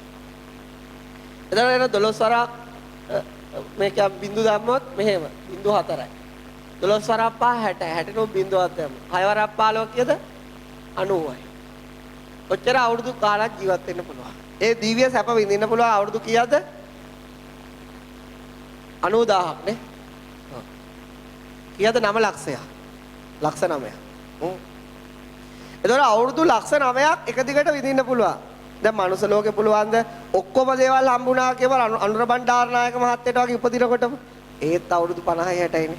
ඒකත් මේ කචල් ශරීරයත් එක කරන්න පුළුවන්ද? කරන්න බෑනේ. එහෙම කරන්න බෑ. කරන්න. නමුත් චාතුම් මහරජික දිව්‍ය ලෝකෙට ගියාම පිළිකා හැදෙන්නේ නැහැ. දද කුෂ්ඨ වන හැදෙන්නේ නැහැ. එහෙ ප්‍රයිවට් හොස්පිටල් වල රජයේ හොස්පිටල් වලත් මුකුත් සම්පූර්ණ අවුරුදු 9 ලක්ෂයක් යනකම් එක දිගට පංචකාමයේ සතුට වෙන්න පුළුවන්. විදුලි බිල් ගෙවන්න නැහැ, රස්සාවල් වලට යන්න නැහැ, ඉගෙන ගන්න නැහැ. දිව්‍ය ක්‍රීඩා තියෙනවා, දිව්‍ය ක්‍රීඩා කරන්න පුළුවන්. ඊළාට එක පිරිමියෙක්ට කාන්තාව 500ක් ඉන්නවා. හරිනේ ඉතින් මේක දැක්කම කියන්න පුළුවන් 500. ඒ කිව්ව කතාව හරියටම. එතකොට මොකද වෙන්නේ? ඒ වගේ විශාල තියෙන සමහර දෙවිවරුන්ට ලක්ෂ ගණන්. දැන් සක්විති මේ රජතුමාට දෙදෙව්ලොවට අධිපති වගේ සක්‍ර දේවේන්ද්‍රට වගේ කීයද? 9 කෝටි ගාණක් ඉන්න එයාගේ වෛජයන්ති ප්‍රාසාදේ විතර භාර්යාව. ඉතින් එයාගේ විපාක එයා කරපු පින් බුදුහාමුදුරු විස්තර කරලා තියෙනනේ මනුලෝකෙදී.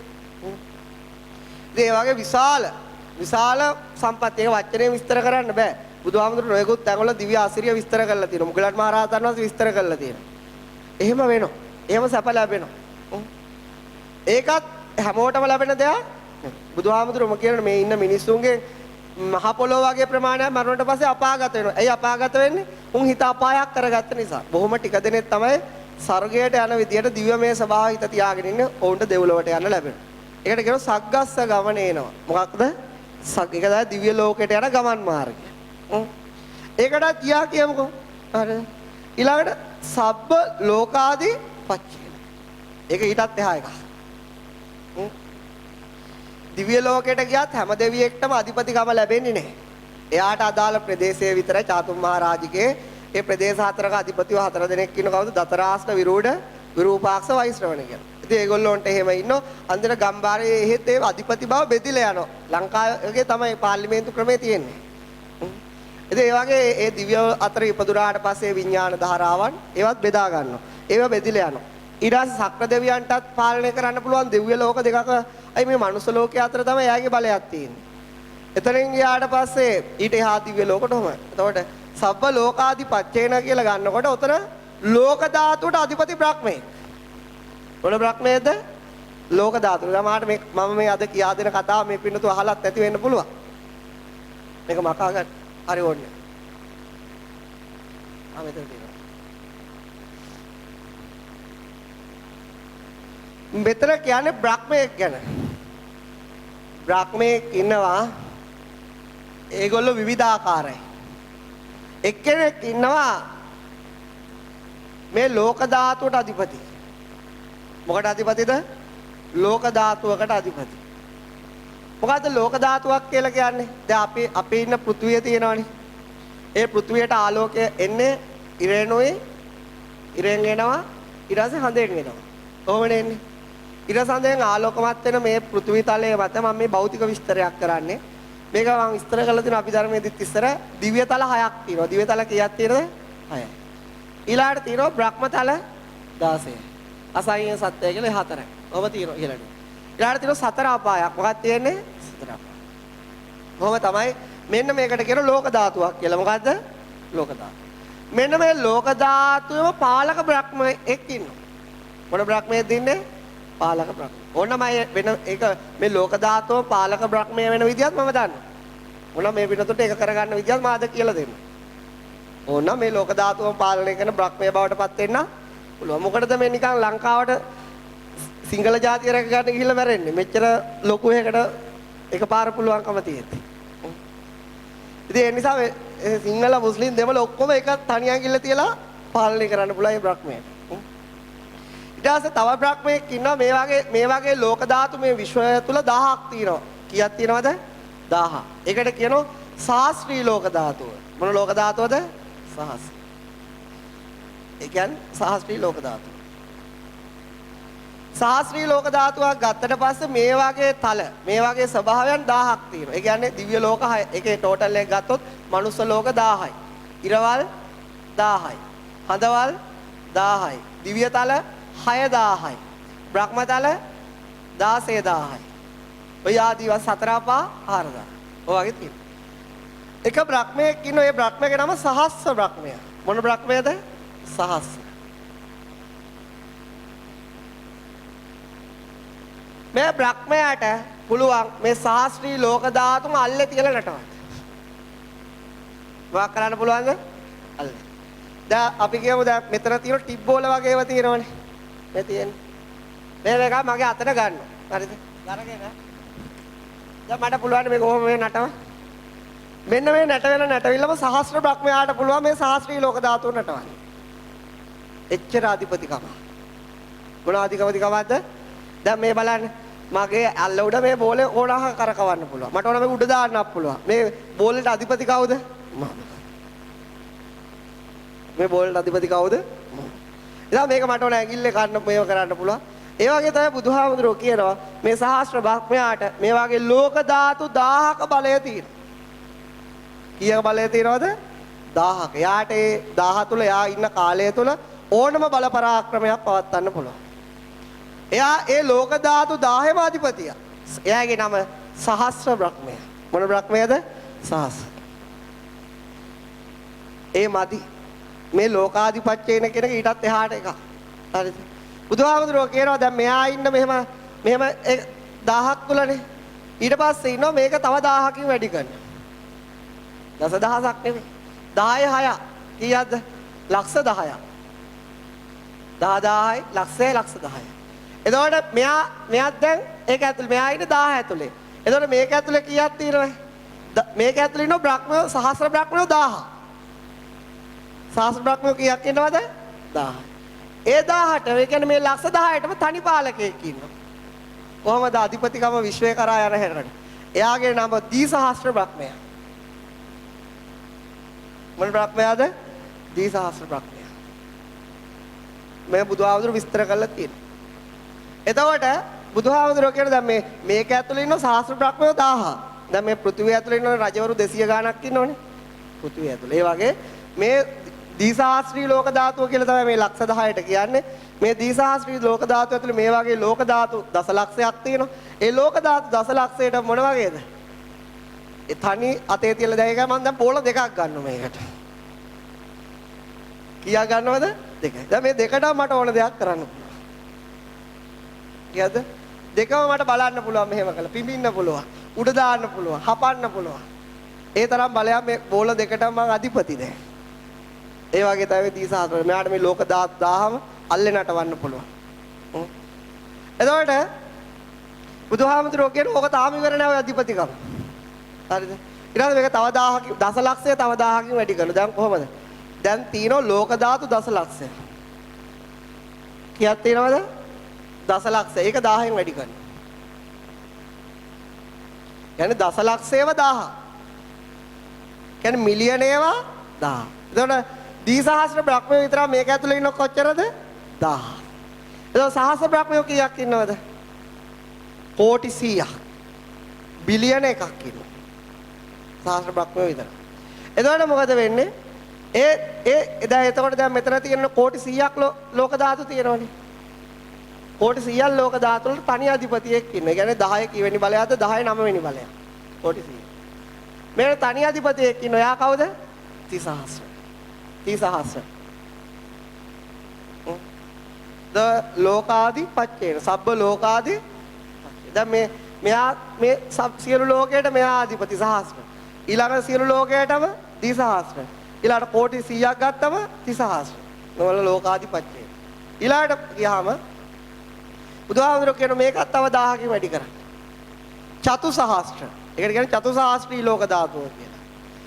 එතකොට බුදුරජාණන් වහන්සේ පෙන්නනවා දැන් මෙන්න මේ චතුසහස්ත්‍රී ලෝක ධාතුවටම තනි පාලකයෙක් ඉන්නවා. කවුද? එයාගේ නම තමයි චතුසහස්ත්‍ර බ්‍රහ්මයා. මොන සහස්ත්‍ර බ්‍රහ්මයාද? චතුසහස්ත්‍ර. දැන් චතුසහස්ත්‍ර බ්‍රහ්මයාට පුළුවන් මොකද වෙන්නේ? මේ ඔක්කොම ලෝක ධාතු ටික තියලා අල්ලට මෙහෙම කරලා පිපින්න. උඩ දාන්න, කපන්න. එයාට බලන්න, අධිපති බව පතරවන්න. එයා ඒකටම අධිපති වෙලා ඉන්නේ. ඊළාට බුදුහාමුදුරුවෝ කියන දැන් 10 12 වෙනි බලයන්නේ. ඒ කියන්නේ බිලියන 1000. හරිද? එතකොට ඒකත් 1000න් වැඩි කරන්න කියන්නේ. මේකට කියන්නේ පංච සහස්ත්‍රී ලෝක ධාතුව කියලා. මොන සහස්ත්‍රීයද? පංච සහස්ත්‍රී. එතකොට මෙන්න මේකට අධිපතියෙක් ඉන්නවා. කවුද එයාගේ නම? පංච සහස්ත්‍ර බ්‍රහ්මයා. බුදුහාමුදුරුවෝ උපමාවක් කියනවා. නෙල්ලි ගෙඩි 5ක් අල්ලේ තියාගෙන ඒ නෙල්ලි ගෙඩි 5ක් මිනිස්සේ කල්ලට ගත්තට පස්සේ ඕන තරම් කරකව බලන්න පුළුවන්. අන්න ඒ වගේ තමයි කියන්නේ මෙයා. මේ පංච සහස්ත්‍රී ලෝක ධාතුව. මොන ලෝක ධාතුවම? මේ ලෝකයට අධිපති කියන බලය මේ ප්‍රාදේශ සභා മന്ത്രിගේ ග්‍රාම සේවක ඉඳලා ඔච්චර දුරට ඕනම් මට කියා දෙන්න පුළුවන් පංච සහස්‍රේ බ්‍රහ්මයෙක් වෙන විදිය. එතකොට මොකද වෙන්නේ? එයාට ඕන දිව්‍ය ලෝකයට ගිහලා ඇඟිල්ලෙන් අනින්න පුළුවන්. තමසලෙනවා මගේ ගෙදරට යන්න. එයාගේ හෝම් එක තමයි ඒක. දැන් මෛත්‍රීපාල මහත්තයා හිතාගෙන මුළු ලංකාවම කාගේ කියලා මේ කාලේ. මේගොල්ලොත් එහෙම තමයි. ඒගොල්ලෝ ඉතින් මේ ඔක්කොම ඒගොල්ලෝගේ තමයි කියන්නේ. හැබැයි මෙයාට අවුරුදු 5යි තියෙන්නේ. මේගොල්ලන්ට තියෙන අවුරුදු කල්ප ගණන් තියෙනවා. කොච්චර ගණන් තියෙනවද? කල්ප. ඊට පස්සේ බුදුහාමුදුරුවෝ කියනවා ඔකදී 6න් වැඩි කරන චසහස්ත්‍ර. ඔහොමයි. ඔහොමද 6 7 ඔහොම 10 වැඩි කරන්න ඕනේ. එතකොට මෙතන මොකද වෙන්නේ? මෙතන 10 3 12ට 3ක් 15යි. ඊළඟට 10 18. ඊළඟට 10 21. ඊළඟට 10 24. එතකොට 3යිනේ. 5යි 3යි 8යි. ඊළඟට 10 27. ඊළඟට 10. එතකොට ඒකට කියන්නේ දස සහස්ත්‍රය කියලා. මොන සහස්ත්‍රීයද? දස සහස්‍රී. ඔච්චර ලෝක ධාතු තියෙනවලු. ඒකාට එකේ ඒ දස සහස්‍රී ලෝක ධාතුවට මොන සහස්‍රී ලෝක ධාතුවද? දස සහස්‍රී ලෝක ධාතු අධිපති බ්‍රහ්මයෙක් ඉන්නවලු. එයාගේ නම මොකද්ද? දස සහස්‍රී බ්‍රහ්මයා. එතකොට හිතන්නේ අපි මේ කෙරුම්කාරකම් කරනකොට බුදුහාමුදුරුවෝගේ සර්වඥතා ඥානයත් එක්ක බුදුහාමුදුරුවෝ මොකද්ද පේනව ඇත්තේ? මූ වැලි කැටි දෙකකින් එහාට මෙහාට ගහන මේ රස්සාවල් කර කර. රස්සාවල් කර කර ඉගෙනගෙන මේ කරන්නේ මේ මොකද්ද? මේ ලෝක ධාතු අපි අතර මේ අපි අපේ ඥාන පරාසය මෙච්චර. දැන් මේක කමාර කෙනෙක් අද වෙනකොට මේක අහලා මොකද මෙහෙම එකක් තියෙනවා. ඒක මම කිව්ව කවදාවත් විද්‍යාඥයන්ට ඔය හොයාගෙන ඔය ඉවර කරන්න පුළුවන් දේවල්. ඒක මේ මහ පුළුල් විෂයක්. ඒ පැත්ත හිතන්න එපා.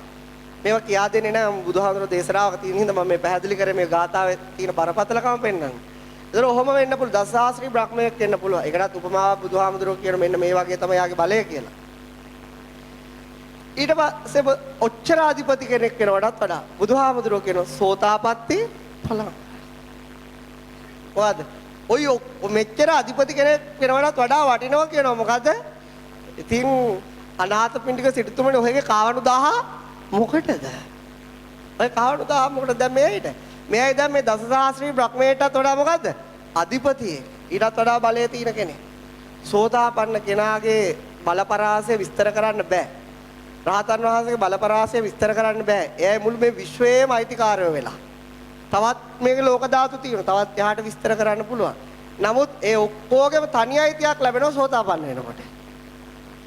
බලයක් ලැබෙනවා. ඒ ඔක්කොම ඉක්මවා යනවා. ඇත්තටම කියනවා මේ සියලු ලෝක ධාතු මොකක් වෙනවද? ඉක්මවා යනවා. මේ ලෝක ධාතු වල ඉන්න මිනිසුන්ට ඥානයක් තියෙනවනේ. මේ ලෝක ධාතු ඉන්න කූඹින්ටත් ඥානයක් තියෙනවා. කඩියොන්ටත් ඥානයක් තියෙනවා. ඒක නිසානේ කැමරායි යන්නේ. දෙමළෙච්චොන්ටත් ඥානයක් තියෙනවා. ඊළඟට මේකේ ඉන්න මිනිස්සුන්ටත් ඥානයක් තියෙනවා. ඒ හැබැයි ඥානෙ තියෙන මේ ලෝක පරාසය තමන් ඉන්න ගමේ සීමාව ඇතුලේ, ගුල සීමාව ඇතුලේ, රට සීමාව ඇතුලේ මිනිස්සු වෙනවා මේ ලෝක සීමාව ඇතුලේ. ඊට එහාට ඒගොල්ලන්ට ඥානය හැබැයි එතකොට සහස්ත්‍රී බ්‍රහ්මයෙක් ගත්තට පස්සේ එයාගේ ඥානය පතුරවන්නේ එයාගේ හැකියාව තියෙන ලෝක ධාතු 1000ක් ඇතුලේ. එතකොට මේ වගේ ගත්තට 10 30 වෙනි බලයක් ලෝක ධාතු පාලනය කරන දසසහස්‍රී බ්‍රහ්මයෙක් ගත්තට පස්සේ එයාගේ බල පරාක්‍රම ඒක ඇතුලේ විතරයි තියෙන්නේ. නමුත් සෝතාපන්න කෙනෙක් ගත්තට පස්සේ එයාගේ ඥානය, එයාගේ තියෙන මේ විද්‍යාව, එයාගේ තියෙන අවබෝධය මේ සියල්ල ඉක්මවා යනවා. ඒකයි බුදුහාමුදුරුවෝ කියන්නේ මොකද්ද? සෝතාපන්න වෙන එක මේ ඔක්කොට වඩා වටිනවා. දැන් ඕගොල්ලන්ට ඕන සෝතාපන්න වෙන මාර්ගයද දසසහස්‍රී බ්‍රහ්මයෙක් වෙන මාර්ගයද? ওই දෙකම මම දන්නවා. ඉතින් දසසහස්‍රී බ්‍රහ්මයෙක් වීම ගැන කියලා දෙනවා නම් චාතුම් මහරජිකයට යන හැටි කියලා දෙන එක සුළු දෙයක්. මේ දෙකම කියා දෙන්න පුළුවන්. ඕන මේ පැත්තක් තියෙනවා, ඕන මේ පැත්ත. ওই දෙකම මම කියලා දෙන්නම්. මොකද ඇයි දෙකම කියලා දෙන්නේ? බුදුහාමුදුරුවෝ ওই දෙකම කියා දීලා තියෙනවා. ඕන එකක් තෝරගන්න. හැබැයි මේ පෘථුවිය මත ඉඳගෙන කාර් එකක් අරගෙන වාහනයක් හදාගෙන ගෙයක් හදාගෙන හිතන්න එපා මහ ලොකු දෙයක් හම්බුණා කියලා. ඇයි ඒ? අච්චර විශාල නොදැනෙන විශ්වයක් තියෙන නිසා. මේවත් හිඟා ගන්න එපා, අසුචි ගන්න එපා. අඩුතරමේ සෝතාපන්න වෙන්න බැරි නම් චාතුම් මහරජිකයටවත් ගාට ගන්න. හරිද? තාවතිංස යාත්‍රාවටවත් නගින්න. වෙන කරන්න දෙයක් නැහැ. නික අපරාධ මේ මනුස්ස ලෝකයේ මත දුක් විඳින්න එපා. මොකක් විඳින්න එපාද? දුක් විඳින්න එපා. ජාතිවාද, ආගම්වාද, වර්ගවාද, දුප්පත් පොහොසත් කරන්න ඕක කරන්න එපා. ඔක ඊට වඩා වටිනවා මේ ඊට වඩා දෙයක් තියෙනවා. ඒ නිසා තමයි බුදුහාමුදුරුවෝ දැන් චාතුම් මහරජිකය යන විදිය මිනිසුන්ට කියලා දුන්නා. ওই ටික ඉවසන් ඉඳපල්ලා. ওই වෙලාවේ දිව්‍යෙක් වගේ ජීවත් වෙයලා. ඒතකොට ඒකත් සතුටන්නේ මරුවට පස්සේ ඒතකොට උඹලා කොහොමත් දෙවියෝ. නිකන් මරා ගන්න යන්න එපා, ගැහුවට ගහන්න යන්න එපා. බැන්නට බනින්න යන්න එපා. ඒතකොට උඹේ දිව්‍යමය ස්වභාවය උඹට අහිමි වෙනවා. උඹේ දිව්‍යමය ස්වභාවය මරණකම් අහිමි කරගන්න නැතුව ඉඳපන්. ඒතකොට මරුවට පස්සේ උඹ දෙවියෙක් බවට නිකම්ම එතකොට හිටියත් දෙවියෙක් මරුණත් දෙවියෙක්. ඒකයි. ඒ වගේ පුංචි බැනුම් රණ්ඩු පෝලිං කැඩුවයි කියලා වාහනයක් සුව ගණන් ගන්නවත් එපා. ඒක ඒ වෙලාවට කරදර කරලා හිත අපායක් කරගත්තොත් මොකද වෙන්නේ? අච්චර ෆැසිලිටිස් අත්හරිනවා. එච්චර ෆැසිලිටිස් අපායට යන්න හදාගන්න. ඒ වෙලාවට ඉවසලා මේ බොහොම සුළු කාලයයිනේ තියෙන්නේ. කොයි වෙලාවෙ මැරෙයිද දන්නේ නැහැ. කොයි වෙලාවෙ හුස්ම ටික යයිද වලකජ්ජ ගහයිද දන්නේ. ඒ වෙනකන් ඉවසගෙන හිත පිරිසුදුව තියාගෙන වෛර කරන්නේ නැතුව කුහකම් හිතේ දියුණු කරන්නේ නැතුව, ඉරිසියා කරන්නේ නැතුව, තණ්හාවෙන් බදාගන්නේ නැතුව, ඕ අත්තරලා දෙවියෙක් වගේ ජීවත් වෙලා මරුණට පස්සේ මොකද වෙන්නේ? දෙවඟඩන් වගේ දෙවියන් වගේ ගිහලා සැප විඳින්න. එහෙම සැප විඳින ගමන් සැසිප් එක පැත්තේ තාවයි කියලා මතක තියාගන්න. හරිද? හරි. දැන් සංඛාර උප්පත්ති සූත්‍රයේදී බුදුහාමුදුරුවෝ කියනවා දැන් කාට හරි මිනිස්සෙට ඕන වෙනවා කියමු රජකම් කරන්න. ඒ රජකම ගන්න විදියක් තියෙනවා. කාට හරි මිනිස්සෙට ඕන වෙනවා රටකට රජ වෙන්න. එතන බුදුහාමුදුරුවෝ කියනවා එයාට උමනාව ඒක නම් දැන් මුලින්ම එක සතිපට්ඨාන විස්තර කළා තමයි කියන්නේ. බුදුහාමුදුරුවෝ සතිපට්ඨානේ වඩුව මාරේ ඉක්මවන්න පුළුවන්. හැබැයි මේ යම් භික්ෂුවකට ඕන වෙනවා කියනවා එයාට මේ ප්‍රදේශයට රජ වෙන්න. එතන බුදුහාමුදුරුවෝ ඒක කරන්නේ මෙහෙමයි. ඒ භික්ෂුවට වෙනවා මොකද්ද? සද්ධාවන්ත වෙන්න ඕන. ඊළඟට සීලවන්ත වෙන්න ඕන. ඊළඟට ශ්‍රුතවන්ත වෙන්න ඕන. ඊළඟට ත්‍යාගවන්ත වෙන්න ඕන. ඊළඟට ප්‍රඥාවන්ත වෙලා ඔන්න ඔය ටික ඔය ටිකට් එකට ගාන හදාගෙන මෙන්න මෙහෙම හිතන්න කියනවා. මට මරුණාන් පස්සේ මේ ප්‍රදේශයේම රජ වෙන්න ඕන. මේ ප්‍රදේශෙම අධිපති වෙන්න ඕන කියලා අදිෂ්ඨාන කරන්න කියනවා. හැබැයි මේ ටික හදාගත්ත කෙනෙක් ඒ ප්‍රදේශයක් යම් ප්‍රදේශයක් අරමුණු කළා. ඒ ප්‍රදේශෙම රජ වෙන්න ඕනේද අපි කියමු. මෙතනට එන කෙනෙක්ට ඇමරිකාවේ ජනාධිපති වෙන්න. මේකයි කරන්න තියෙන්නේ. අවුරුදු 100ක් ඇතුළත වෙන්න පුළුවන්. හරිද? එතන මොකද මේ ටික ඉස්සෙල්ලා හදාගෙන අදිෂ්ඨාන කරන්න හිතේ. මෙහෙමයි රට යන්න ඕනේ කියන ටිකට් එකේ සල්ලි තියෙන්න eBay. ගාන තියෙනවනේ වීසා හම්බ වෙන්න ඕන. ඒක හම්බුනාට පස්සේ ඔන්න යන්න පුළුවන් ඔන්න නොයා ඉන්න පුළුවන්. එතන මේක හදාගත්තට පස්සේ එයාට බුදුහාමුදුරුවෝ එයාට මෙහෙම හිතන්න කියනවා. හැමතිස්සෙම මෙහෙම කල්පනා කරන්න කියනවා. මට මේ රටේම රජ වෙන්න ඕන. මේ රටේම අධිපති වෙන්න. හිතේ අරමුණ බැහැ ගන්නකම්ම හිතන්න කියනවා. ඊට පස්සේ එයා මැරිච්ච ගමන් මොකද වෙන්නේ? ටික කාලයක් යද්දී එයා ඒ රටේ රජ. එයා ඒ රටේ රජ. අද බුදුහාමුදුරුවෝ කියනවා තව කෙනෙක්ට ඕන රටේ රජ වෙන්න නෙවෙයි. මොකද්ද? සක්විති රජ වෙන්න. මොනව වෙන්නද? සක්විති රජ.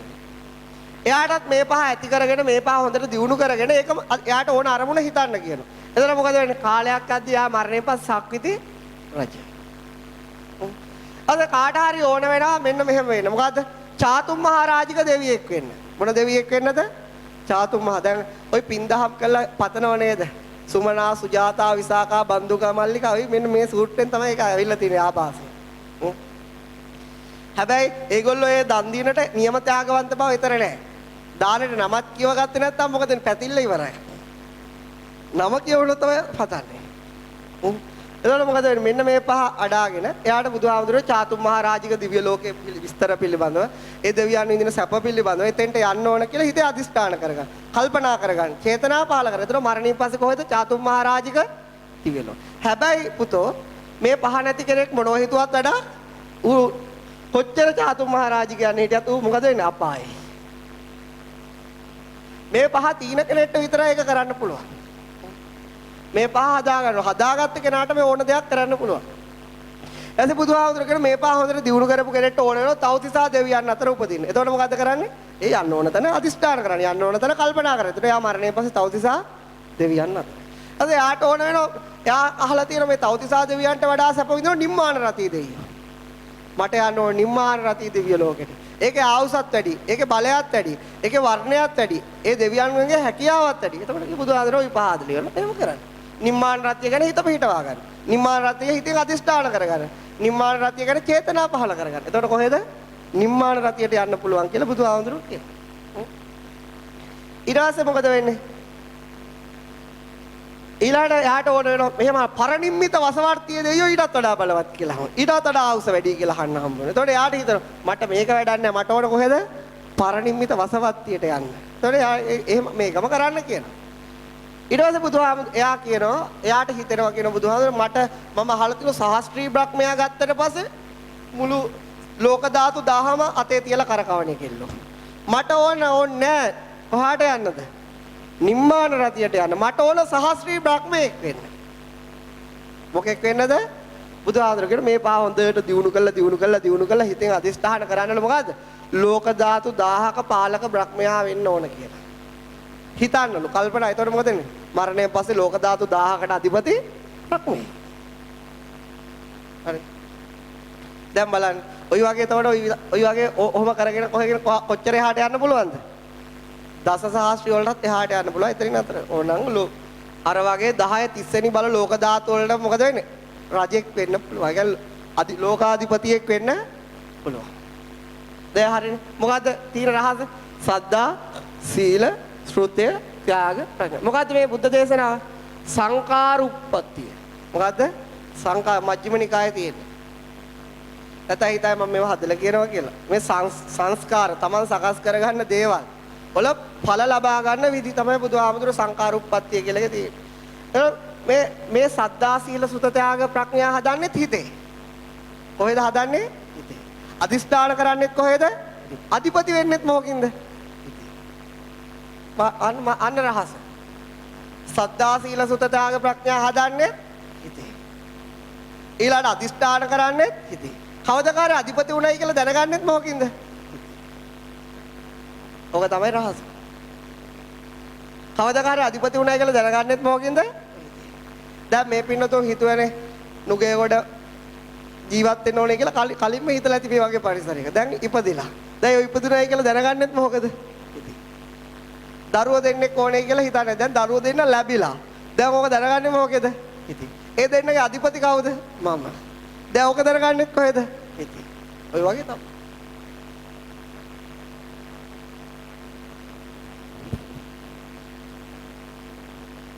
ඊළාට පින්නතුනේ මට හම්බුණා අයියා කෙනෙක්. එයා හොඳට බණ භාවනා කරනවා. එයාට පෙර ජීවිත කීපයක් පේනෙන්න ගත්තා.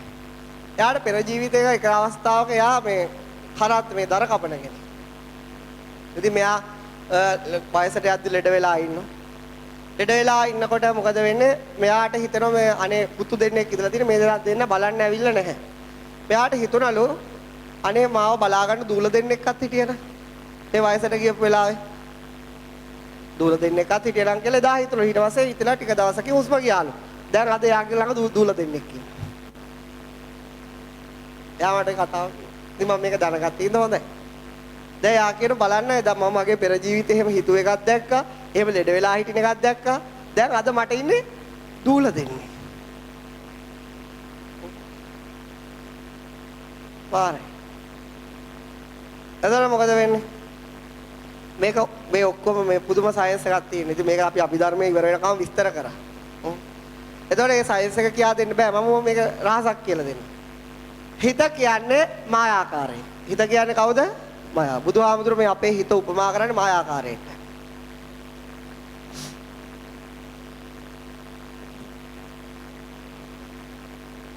මායාකාරයක්. මායම් පෙන්වන්නේ යාගේ ළඟ තියෙන අඩුම කුඩුම ටික උදව් කරගෙන. මොනව ටික උදව් කරගෙනද? අඩුම. දැන් යා මායා සාමාන්‍ය මැජික් කාර්යයේ පොල්ලක් ගේනවා, පරයි ගේනවා, හාවෝ ගේනවා, ඊළාට සීනි බෝල ගේනවා, තොප්පි ගේනවා. ඒ ටිකෙන් තමයි මායම් පෙන්වන්නේ. කීයක් ගේනවා. ඊට පස්සේ ටික එහාට දියුණු වෙච්ච අය මොකද කරන්නේ? අර මේ ගස් කපන ඒවා ගේනවා, මිනි පෙට්ටි ටිකක් ගේනවා. ඕවා තියොල්ල මායාවක් කියන්නේ මොකද්ද? ඇත්තක් නොවන ඇත්තක් වගේ පේන දෙයක්. ඇත්තක් නෙවෙයි. ඒත් බලන් ඉන්නේ කෙට්ටවත් හිතෙන්නේ නැහැ බොරුවක් කියලා. අන්න ඒකට තමයි කියන්නේ මොකද්ද? ඒ පෙන්නන කෙනාට කියන මොකද්ද? මායාකාරී. මායාකාරයේ ගාව තියෙන විශේෂත්ව දෙකක්. මොකද්ද? එකක් එයා පෙන්නන දේ කවදා බලන අයට බොරුවක් වෙන්නේ නැහැ. බලන අයට ඇත්ත. හැබැයි අනිත් පැත්තේ මොකද්ද? අමූලික බොරුවක්. අමූලික බොරුවක්. ටිකට් එකක් ගහලා තියෙන්නේ මොකද්ද? මැජික් සංදර්ශනය. එහෙමයි ගහලා තියෙන්නේ. නේ? ඒත් අර පෙන්නන ඒවට බය වෙනවා. එතනින් ගියාට පස්සේ hina යනවා. පුදුම වෙනවා මිනිස්සු එන්නේ. ඇයි පුදුම වෙන්නේ? අම්මෝ කඩුවක් ගිල්ල නේද? ගිල්ල තමයි. ගිල්ලම කියලා තමයි පේන්නේ. නොගිල්ල කියලා පේන්නෙම. හැබැයි ඒක සම්පූර්ණ බොරුව. හැබැයි අපේ ඇස් දිහා බලන් ඉන්නකොට මොකද්ද? ඇත්ත. ඔය තමයි මායාවක හැටි. මායාකාරයක් කරන වැඩ. එතකොට අපේ මුළු ජීවිතේම උප්පත්ති ඉඳලා මරණය දක්වාම අපිට දැනෙන්න තියෙන්නේ මොකද්ද? හිත. මොකද්ද තියෙන්නේ? හිත. හිත නැති වුණොත් මොකද වෙන්නේ? උන්ද මල. එතකොට තමයි කියන්නේ මොකද්ද? මරණය. හිතක් තියෙනවා නම් මොකද්ද කියන්නේ? උට පණ තියෙනවා. පණ තියෙන හැම එකෙටම තියෙන්නේ මොකද්ද? හිත. ඒ හිත කියන්නේ කවුද? මවන්නේ. මොකක් කරන්නේද? මවන්නේ ආගාව තියෙන දේවල් ටික උදව් කරගෙන තමයි මවන්නේ. එයා මවන්න උදව් කරගන්න දේවල් වලට කියනවා හිත නැමැති මායාකාරය මවන්න උදව් කරගන්න දේවල් වලට කියනවා සංස්කාර කියලා. මොකද්ද? සංස්කාර සකස් වෙච්ච දේ. සංස්කාර. සංස්කාර කියලා කියන්නේ මොකද්ද? කර්ම ශක්තිය. තව පැත්තකින් කියනවා මොකද්ද? කර්ම ශක්තිය. ඒ වගේ තව සංස්කාර වචනයත් ගැඹුරුයි. එතකොට පිනතුනේ එතකොට දැන් මේ දන් දීලා සිල් රැකලා ත්‍යාගවන්ත වෙලා ප්‍රඥාවන්ත වෙලා මේ හදන්නේ මොකද්ද? පුණ්‍යාභි සංස්කාර. මොන සංස්කාරද? පුණ්‍යාභි සංස්කාර. එතකොට මේ පුණ්‍යාභි සංස්කාර හැදුවම ඒ ටික අරගෙන යා පෙන්වන්නේ මොකද්ද? ඇත්තක් නොවන බොරුවක්. හැබැයි ඒක බලන් ඉන්න. ඒක තේරුම් ගන්න. Tamanට ඒක ඔක්කොම මොකද්ද? ඇත්ත. මායාවක් ඇත්ත වෙන්නේ මායාව බලන්න ගිය මිනිහෙට විතරයි. මොකද කිව්වේ? මායාවක් ඇත්ත වෙන්නේ සංදර්ශනයට ගිය මිනිහෙට විතරයි. මායා සංදර්ශනය බලන්න Taman නැත්තම් Taman දැන් මැජික් කාර්යය ගාව ඉන්නේ. කවුරු ගාවද ඉන්නේ? මැජික් කාර්ය. දැන් මොකද වෙන්නේ? දැන් මොකෝ වෙන්නේ? දැන් එයයි දන්න මේක එකක්වත් ඇත්ත. ඒක තමයි. එතන මොකද වෙන්නේ? මේ පින්නතුන්ට පට්ටපල් බොරුවක් වල ඒ තමන් ඉන්නකන් දැන ඇත්ත බලා ගන්න ඕන නම් මේ ගමන යන්න. මේ ගමන. මොකද කිව්වේ? පතව්‍යායක රජ්‍යේන සග්ගස්ස ගමනේනවා සබ්බ ලෝකාදී පච්චේ. ඒ ගමන යන්න. චාතුම් මහරජගේ ගිහිලා අවුරුදු කෝටියක් දෙකක් ඉන්න. ලෝකපාලක බ්‍රහ්මයෙකුත් වෙන්න. මේ හැම කෙනෙක්ම ලෝකපාලක බ්‍රහ්මයන් වෙලා තියෙන බව තමයි බුදුහාමුදුරුවෝ කියන්නේ. තාමත් අපිට අපි අධිපතියෝ කියලා දැනෙනවා. දරුවෙක්ට හරි අධිපති, ගමට හරි අධිපතිනියක්, කුලගමන සමිතිය හරි අධිපති. එහෙම තාමත් දැනෙනවා. ඒ අය තාම මායාව මොකද්ද කියලා දන්නේ නැති නිසා. ඒ දැනෙන්නේ ඒක තාක්කල් තමයි. හැබැයි සෝතාපන්න කෙනා දන්නවා මෙයාගේ ඇත්ත తත්ත්වේ. කාගේ ඇත්ත తත්ත්වේ? හිතේ. මේ ඔක්කොම සංසාරෙම මායාවක් කියලා තේරුම් ගන්න අවස්ථාව තමයි මොකද්ද? සෝතාපන්න. දැන් මේ සෝතාපන්න වුණාට පස්සේ මොකද වෙන්නේ? එයා දන්නවා මේ ඔක්කොම රහස්. මොකද්ද? රජ වෙන රහස දන්නවා. දෙදෙව්ලොවට අධිපති වෙන රහස දන්නවා. ඒ ඔක්කොම ඇත්තද බොරුවද කියලා ඒක නොදන්න හැම මිනිසෙකටම හිත මායාවක් කියලා නොදන්න අවබෝධ නොවිච්ච ප්‍රත්‍යක්ෂ ඥාණයෙන් ප්‍රත්‍යක්ෂ නොකරපු සෑම මිනිසෙකටම කහවණු එකත් මහ ලොකු දෙයක්. කහවණු 100ත් මහ ලොකු දෙයක්. කහවණු 1000ත් මහ ලොකු දෙයක්. රටකට අධිපති වීමත් මහ ලොකු දෙයක්. මහ ලොකු දෙයක්. එතකොට මොකද වෙන්නේ? ඒකේ ඉපදී දුක් විඳින එකත් මහ ලොකු දෙයක්. ඒකේ ඩයබටික් වගේ රෝගයක් හැදෙන එකත් මහ ලොකු දෙයක්. දියවැඩියාව හැදුනොත් අවුල්, ඩයබටික් හැදුනොත් කමක් නැහැ. ඒ වගේ තමයි. ඒ ඔක්කොම මහ ලොකු දේවල්. කැන්සර් අවුලක් නැහැ. පිළිකා නම් ඉතින් ඒ නිසා මේ ලෝකයේ ඒ ස්වභාවය තමයි යථාර්ථය. එතකොට බුදුහාමුදුරුවෝ දහමෙන් පෙන්නනවා මොකද්ද? මේ විශ්වයේ යථාර්ථය ප්‍රත්‍යක්ෂ කරන විදිය. මේ විශ්වයේ අතරමං වෙච්ච සත්‍ය අපි කියමු සහස්‍රී බ්‍රහ්මය කියලා. එයා සෝතාපන්න වෙලා නැහැනේ. එයා සම්පූර්ණ මේ ඔක්කොම ඇත්තයි කියලා ගෙඩි පිටිම ගිලපු හරකෙක්. තනිකර ගෙඩි පිටින් ගිලලා තියෙන මේ ඔක්කොම ඇත්තයි. ඉතින් එයා තනියෙන් සතුටු වෙනවා. මොකද මම දැන් එසේ මෙසේ කෙනෙක් නෙවෙයි. ලෝක ධාතු 10 30 වෙනි බලයක අධිපති මම. හැබැයි ඒක සම්පූර්ණම මායාවක්. හැබැයි එයිට එක පේන්නේ මොකක් වශයෙන්ද? අර මේ පිනතු මැජික් බලන්න කියලා මැජික් දැක්කම තියෙන ඇත්තක් වගේ. එයා සම්පූර්ණ මෙහෙමයි. එතකොට මේ ලෝක ධාතු වල ඉපදීපති මරි මරි යන අයට බුදුහාමුදුරුවෝ පෙන්නනවා මොකද්ද? මේ දැන් මිනිස්සුන්ට සද්දා සීල සුත ත්‍යාග ප්‍රඥාවල ඉන්නකොම ඕක කරන්න ලේසි නෑනේ. මෙහෙන් දරුවන්ට කන්න දෙන්න ඕන. මෙහෙන් ගෙදර බැංකුවට ලෝන් එක ගන්න ඕන. මෙහෙන් ලයිට් බිල් ගෙවන්න ඕන. ඒව තීදි පුළුවන් ද මේකත් කරගෙන යන්න. ඒක ලේසි නෑ. ඒ නිසා මේක කරන්න ගිහිලා වැඩිපුර කරා ගන්න වෙන්නේ මොකද්ද? මේක අනිත් පැත්ත මොකද්ද? සද්ධාව නැතිව කරගන්න. සීලය නැති කර ත්‍යාගවන්ත බව මේව නැති කරගෙන අරව ලබන්න ගිහිලා කල්ප ගණන් අපායවල වල ඉන්න. ඔය ඉන්නවද? මේවා කරගන්න තමයි හැමෝටම ඕන යන්න. ඒත් මේ තියෙන ප්‍රශ්නත් ඔක්ක මේ බිසි එකත් එක කරන්න පුළුවන්. අන්තිමට වෙන්නේ මොකද්ද? සද්ධාව අසද්ධාව වෙනවා. සීලය දුස්සීලය වෙනවා. ඊළාට ශ්‍රුතය මොකද්ද? කේලම් ගොඩක් වෙනවා. ඔක්කොම තියෙන ගොසිප් ටික ඇතුලේ තියෙනවා. ඊළඟට ත්‍යාගය අල්ලා ගැනීම වෙනවා. ප්‍රඥාව මෝහය බවට පත් වෙනවා. ඉතින් ওই දෙක අතරනේ දෝලණය වෙන්නේ. ඉතින් ඒගොල්ලෝ බුදුහාමුදුරුවෝ පෙන්නනවා යමෙක් සෝතාපන්න නොවුනට පස්සේ මොකද වෙන්නේ? සාගරයක් පෙන්නලා කියන්නේ මහා මුහුද පෙන්නලා බුදුහාමුදුරුවෝ එක් අවස්ථාවක කියනවා මේ මහා සාගරයේ ජලයේද වැඩි මගේ අතේ තියෙන ජලයේද වැඩි. ඔහේ තියෙනවද වැඩි? සාගරය.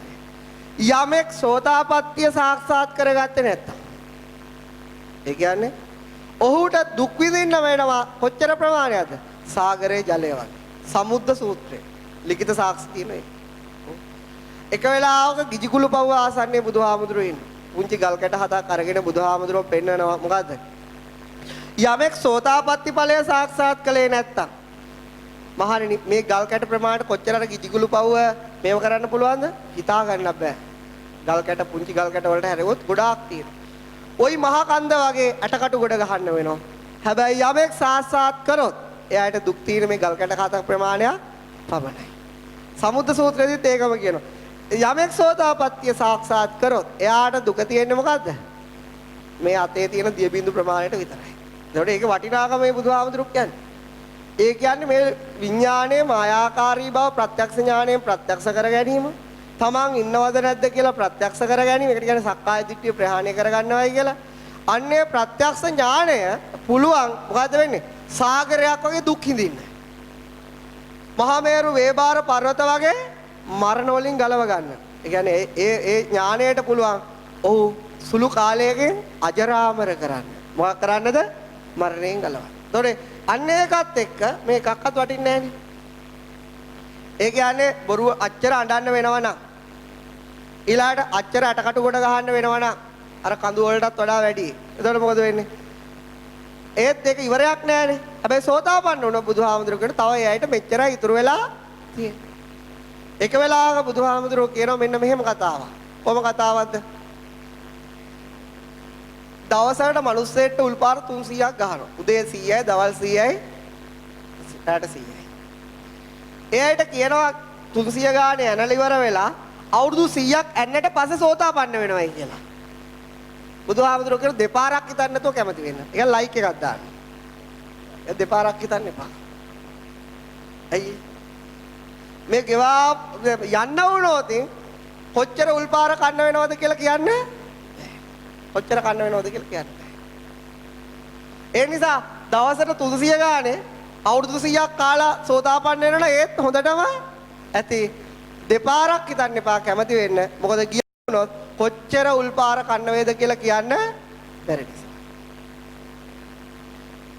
එක වෙලාවක බ්‍රහ්ම රාජයෙක් ඇවිල්ලා බුදුහාමුදුරන්ට කියනවා මේ භික්ෂූන් වහන්සේලා මේගොල්ලෝ ඉසගිනි ගත්තොත් ඒ ගින්න නිවන්නේ නැතුව අනාගාමි වෙන්න මහන්සි වෙන්න ඕන නේද?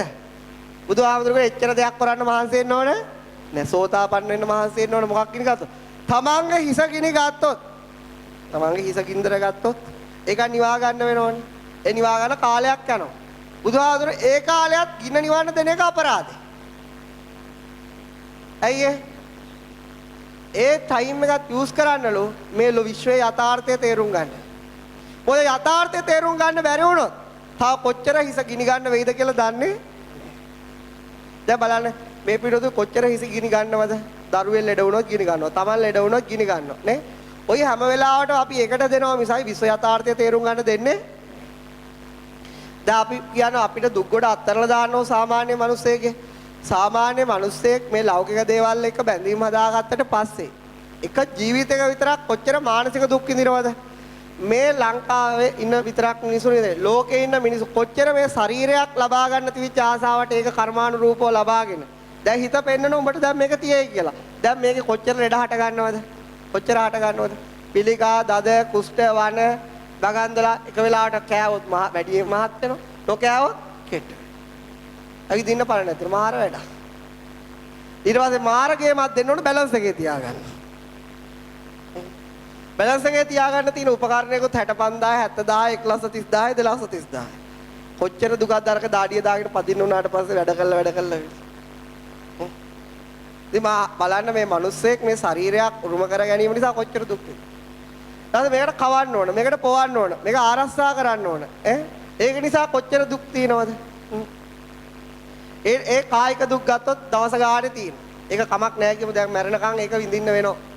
හැබැයි මානසික දුක් මොන දුක්ද? මානසික. දැන් බලන්න එකපාරට වැඩි කරා වාහන ගන්න හිටපො ඔක්කොම දැන් මොකද්ද මානසික දුකේ? ඒක කායික දුකක් නෙවෙයි.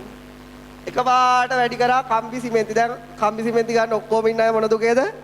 ඕක තමයි පෘථුවියක ස්වභාවය.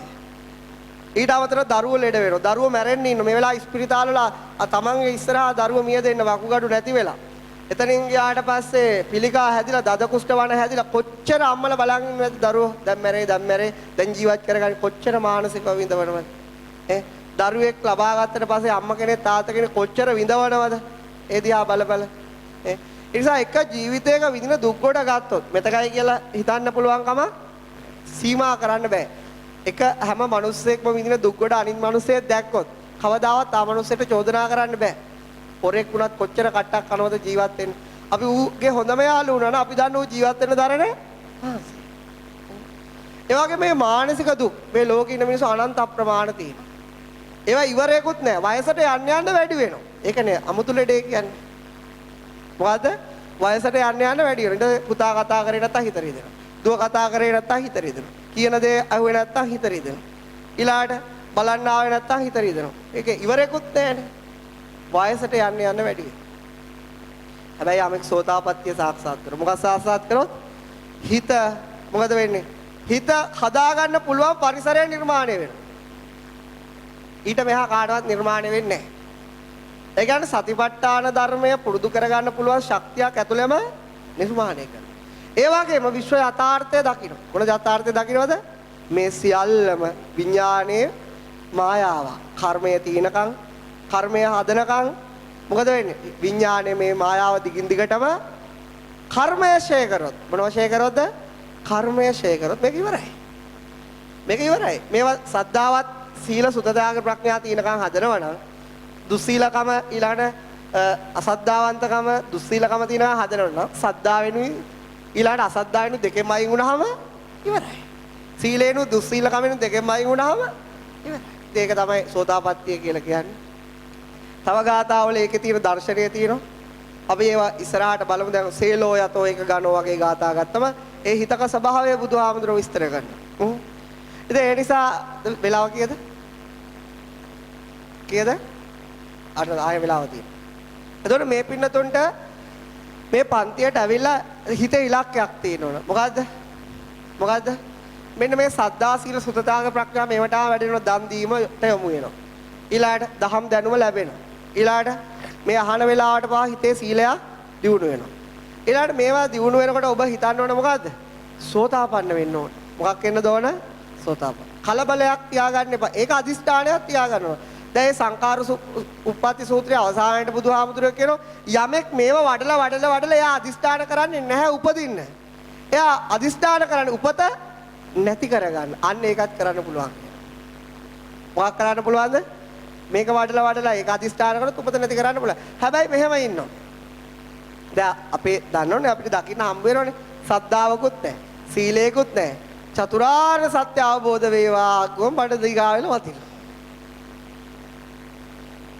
ඒක හරියට පීනන්න බැරි එකෙක් මම ඒගොඩට යන්නම් කියලා හිතන්න වගේ එකක් තමයි. දැන් අපි කියමු මෙහෙම ළමයෙක් ඉන්නවා පාඩම් කරන්නේ.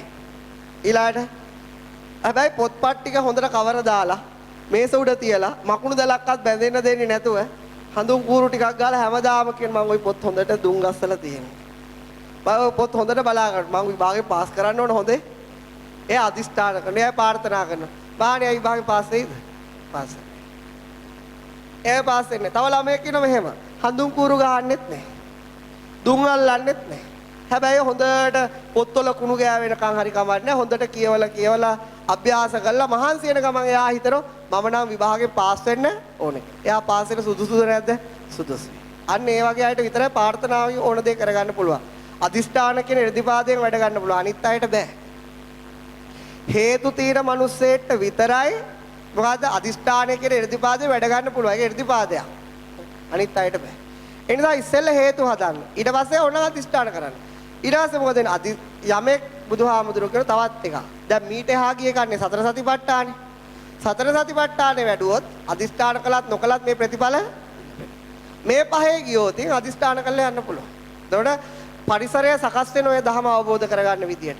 එයාට හම්බ වෙන ඔය ධහම අවබෝධ වෙන අය. එතකොට මොකද එයා ටික කාලයක් ගිහලා ඒ ධහම අවබෝධ කර ගන්න. ඒකම අදිෂ්ඨානයක් තියෙනව නැත්තම් මොකද වෙන්නේ? නැත්තම් මේ දුර්ලභ මනුෂ්‍ය ජීවිත ඔයගොල්ලෝට එකයි ඉතුරු වෙන්නේ. මොකක්ද දන්නවද? මහන්සිලා කන්න හම්බ කරගත්තා. හම්බ කරගත්තනේ. මහන්සිලා දරුවෝ හැදුවා. මහන්සිලා සේවය කරා. අවසානයේ මොකද වෙන්නේ? විඳවල මැරිලා අර එකක්වත් රස කරගත්ත අකුසල් කොට විතරක්, ඕ කුසල් කොට විතරක් ඊළඟට උප්පත්තිය නිර්මාණය කළා.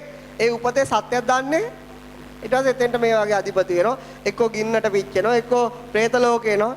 කිසිම රහසක් දන්නේ නැහැ. එතකොට මොකෝ වෙන්නේ? කොහොම සංසාර ගමනේ දිගින් දිගටම කොච්චර යන්න වේද? හිතන්න බෑ.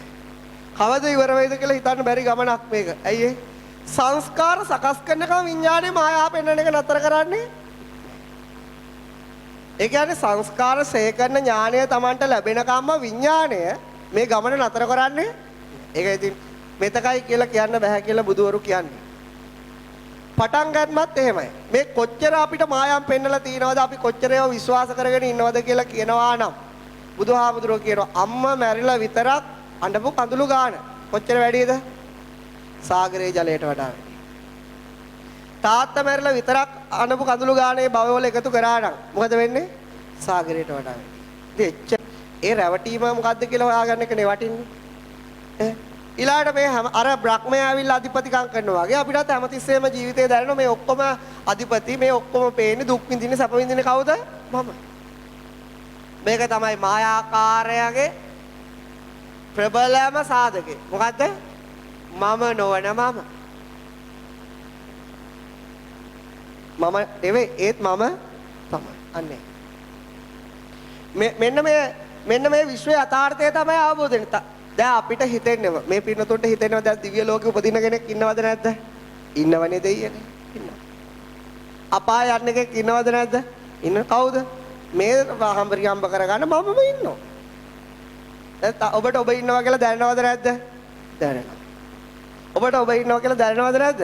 දැනෙනවා. දැන් ඔබ සද්ධා සීල සුත යාග ප්‍රඥා වඩලා වැඩි කරගන්නේ කවුද? තමන්ගේ බලය වැඩි කරගන්නනේ. මොකද ප්‍රාදේශීය රජ වෙන්නේ මේ ඉන්න එකට වඩා හොඳ එකක් නේක. කවුද එහෙම වෙන්නේ? මම. ඊට වඩා වටිනවනේ දෙදොලවට යන්නේ ඒ ඉන්න එකට යන්නේ කවුද? මම නොවන මම. ඇයි අපි මේව කට්ට කාගෙන බන අහන්නේ? අපාය යන්න බයයි. කවුද අපාය යන්නේ? මම නොවන මම තමයි. එතන ඔය හැඟීම අපේ හිත තුළ තියෙනවා. ඔය හැඟීම අපේ හිත තුළ තියෙනවා. ඔය හැඟීම අපිට හිතෙන්නම ඇත්තක් කියලාද බොරුවක් කියලාද? මේක නම් ඇත්තම ඇත්ත. මේක ඇත්ත. ඒක නිසා තමයි මම කියන්නේ මේ ලෝකේ ඉන්න ඕනම මිනිස්සෙට මෙයා වටේ තියෙන ඒවා අත්තරින එක අමාරු නෑ. අමාරු මේ හැඟීමට තියෙන ආසාව අත්තරින්. කාටත් තියෙන ආසාවටද? Tamanට තියෙන ආසාවත්. මේ ආත්ම දෘෂ්ටියට මිනිස්සු බැඳිලා ඉන්නේ. මේ ආත්ම දෘෂ්ටිය ඇත්තයි කියලාම හිතන් ඉන්නේ. මේක නැහැ කිව්වොත් මොකද වෙන්නේ? එතන මොකද වෙන්නේ? කියන එකාට පිස්සු. දැන් කවුරු හරි කිව්වොත් උඹලා නැහැයි උඹ කියලා මොකද වෙන්නේ? කියන එකාට පිස්සු තමයි උට. ඒක කියන්න ඕනේ මේ දැන් උඹලට ඉන්නෝ. මම කියා දෙන ක්‍රමය ඉන්නවද නැද්ද කියලා හොයාගන්න. දැන් මේ දහමාන හැමෝටම මේ හැඟීම තියෙනවා. ඒ හැඟීම ඇත්තයි කියලා හිතෙනවා. හැබැයි පොත්වල නම් කියලා තියෙනවා ඒක නැහැයි කියලා. නමුත් අපිට හිතෙන්නම ඉන්නවයි කියලාද නැහැ කියලාද?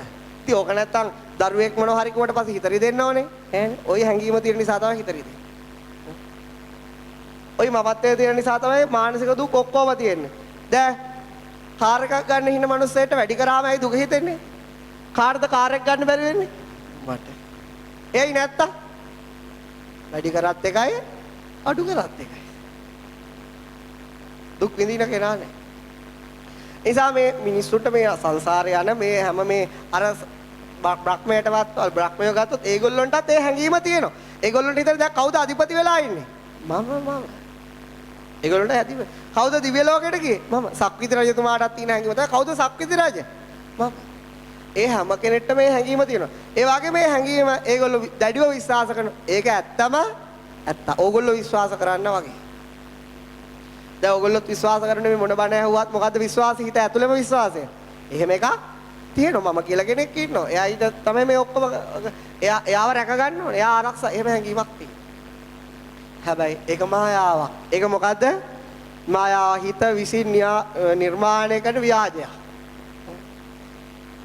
අර මායාකරුවෙක් කියතක් අරගෙන පෙට්ටිය කැපුවයි කියලා එතන ලේ විසිරෙනවා වගේත් පේනවා. කැපෙනවා වගේත් පේනවා. ඒත් ඇත්තටම කැපෙන්නේ ඒ වගේ තමයි. අපිට අපි දැන් ඉන්නවා කියලාවත් හිතෙනවා. එයා දුක් විඳිනවා කියලාත් හිතෙනවා. එයා දිව්‍ය ලෝකේ අපායයි කියලාත් හිතෙනවා. එයාට මොකද්ද? අර බුදුහාමුදුර එක වෙලා පුත්තා මත්ති ධනම් මත්ති. ඊළඟට ඉති බාලෝ විහං අත්තාය අත්තනෝ නත්ති. කුතෝ පුත්තෝ බුදුහාමුදුර කියන මේ මෝඩ මිනිස්සු මෝඩ ගෑනු. හරිද? හිතනවලු මෙහෙම. මට පුතු ඉන්නවා. මට ධනය තියෙනවා. මං වගේ ගෑණියෙක් මං වගේ අම්මෙක්. බුදුහාමුදුර අහන උන්දට උන්දවත් නැතිකොට මොන පුතුද මොන ධනෙ ඒත් මේ කතාව තමයි කියන්නේ. පුතු කොහෙද ධනෙ කොහෙන්ද? එතකොට ඒක දැන් ප්‍රශ්නේ තියෙන්නේ මේකයිනේ. බුදුහාමුදුරුවෝ එහෙම කිව්වට බෑනේ. බුදුහාමුදුරුවෝ එහෙම කිව්වට දැන් අපිට ඇති වෙන හැඟීම තමයි අපි එහෙම ඉන්නවයි කියලා. එතකොට මොකද්ද වෙන්නේ? අර හිස කිනි ගතත් ඒ කින නිවන්න නැතුව මොකක් කරන්නද මහන්සි වෙන්න කියන්නේ?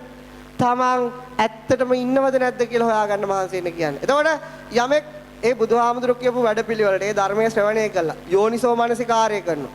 මේ අහපු බණ යෝනිසෝ මනසිකාරය කරනවා. තමන්ගේ හිත අධ්‍යයනය කරනවා. පොත් අධ්‍යයනය කරන්නේ මොකද්ද අධ්‍යයනය කරන්නේ? තමන් ජීවත් වෙන කලාවත් එක්ක හිත අධ්‍යයනය කරනවා. අධ්‍යයනය කරගෙන යනකොට අන්න යාට දකින්න හම්බ වෙනවා මොකද්ද? මේකනම් බොරුවක්. මෙච්චර කල් මේ රැවටිලා ඉඳලා තියෙන ඇත්තකට එහෙනම් මෙච්චර කල් මේ ඇත්ත වෙච්ච ඔක්කොම මට මොකද්ද? හීනයක් වගේ මගේ මේ ජීවිතේ. මොකද්ද? ඒක ඇවිල්ලා sweet and bad dream එකක් විතරයි. රසවත් දේවලුත් ඒකේ තියුණා. මොකද්ද? නරක දේවලුත් තියුණා. හැබැයි ඒක හීනයක් විතරයි. අන්න ඒකයි. මේ පින්නතෝ හීන දැකලා තියෙනවද? හීන. අර සීනේසේ මායාවී කියලා සින්දුවකුත් තියෙනවද? දැකලා තියෙද හීන? මොකද්ද? මෙන්න මෙහෙම හීනයක් දකින්න වගේම කවුරු හරි. මෙන්න මෙහෙම හීනයක් දකින්න. මොනවද හීන?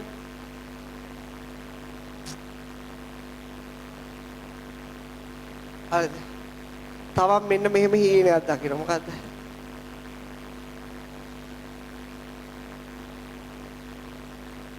තමන් මේ ලෝකේ මිස් වර්ල්ඩ් වෙනවා. ගමක හිටියේ කවුරු ගණන් ගත්තෙත් නෑ. අවුරුදු කුමාරි වුණා ඒකෙන් දිනුවා. ඊට පස්සේ මොකද උනේ? ඊට පස්සේ ලංකාව එක තියුණා ඒකෙන් දිනුවා. ඊට පස්සේ දැන් ලෝක රූරජින සම්මානෙත් හම්බ වෙනවා.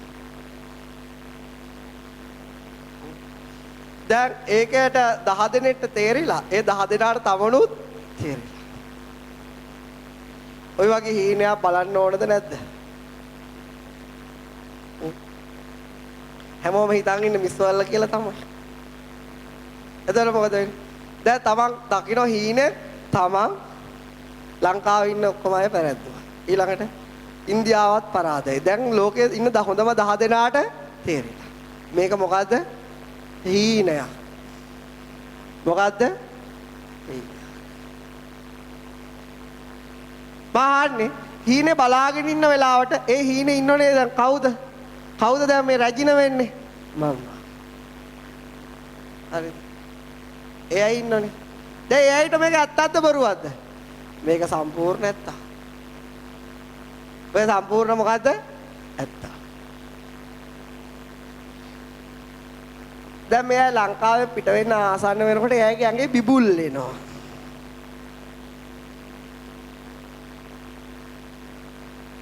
මොනවද එන්නේ? බිබුල්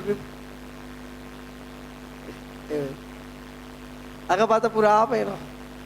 දැන් මොකද වෙන්නේ? දැන් එයාට පේනවා කණ්ණාඩි එයාගේ මූණෙත් එහෙම එනවා. දැන් සතුටුයිද දුකයිද? දැන් ඒක ඇත්තද බොරුවක්ද? ඇත්ත. කාටද ඇත්ත? ඊනේ බලන උඹලාට ඒක ඇත්ත. ඊට පස්සේ මොකද වෙන්නේ? ඊට පස්සේ එයාට ආරංචි වෙනවා මොකද වෙන්නේ? එයාට ඒ තරඟට යන්න වෙන්නේ නැහැ. දැන් ටිකක් දුකයි. ඊට පස්සේ එයා ටික ටික වයසට ගිහිල්ලා එයායි බඳිනවා. දැන් බැඳලා හරි දූල පුතාලා හම්බුනේ ඒගොල්ලොත් හොඳට ඉගෙනගෙන. හොඳට ඉගෙන ගන්න විභාග පාස් දැන් සතුටුයිද නැද්ද? හරි සතුටුයි. දැන් අවිල්ලා සැසිප් එකේ අභිධර්මය ඉගෙන ගන්න.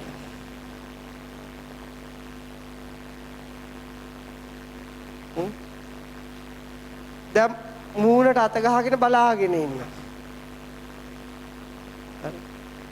දැන් මේක ඇත්තද බොරුවක්ද? මේක ඇත්ත. මේක මොකද්ද? ඇත්ත.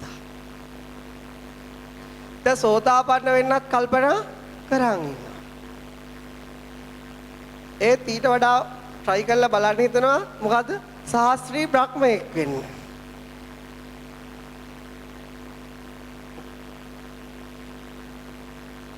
දැන් මේක දකින්නේ කවුද? හීනයක් මේ දකින්නේ. ඒ හීන බල ඉන්න කෙනාට ඒ ඔක්කොම ඇත්තද නැද්ද? ඇත්ත. දැන් අර සැසිප් එකේ ඇවිල්ලා AC එකේ ඉස්සරහා බලාගෙන ඉගෙන ගන්න එක ඇත්තද බොරුවක්ද? ඇත්ත. ඒක මොකද්ද? ඇත්ත. දැන් එකපාරටම මොකද වෙන්නේ? වහල කඩාගෙන වැටෙනවා. අර ඇහැරෙනවා. මොකක් කරනවද? ඇහැ. දැන් බය වෙලානේ නැගිටින්නේ. මොකක් කළාද නැගිටින්නේ? දැන් අරක ඇත්තද බොරුවක්ද? හානේ පට්ටපල් බොරුව. ඒක පට්ටපල් බොරුව. ඒතර හීනයක් ඇත්තක් වෙන්නේ මොකක්ද? නිදාගෙන ඉන්නකම් විතරයි. මොකක් වෙනවා විතරයිද? නිදාගෙන. නිදාගෙන හීනේ බලපු යාට ඒ හීනේ ඇතුළත වෙන්නේ මොකද්ද?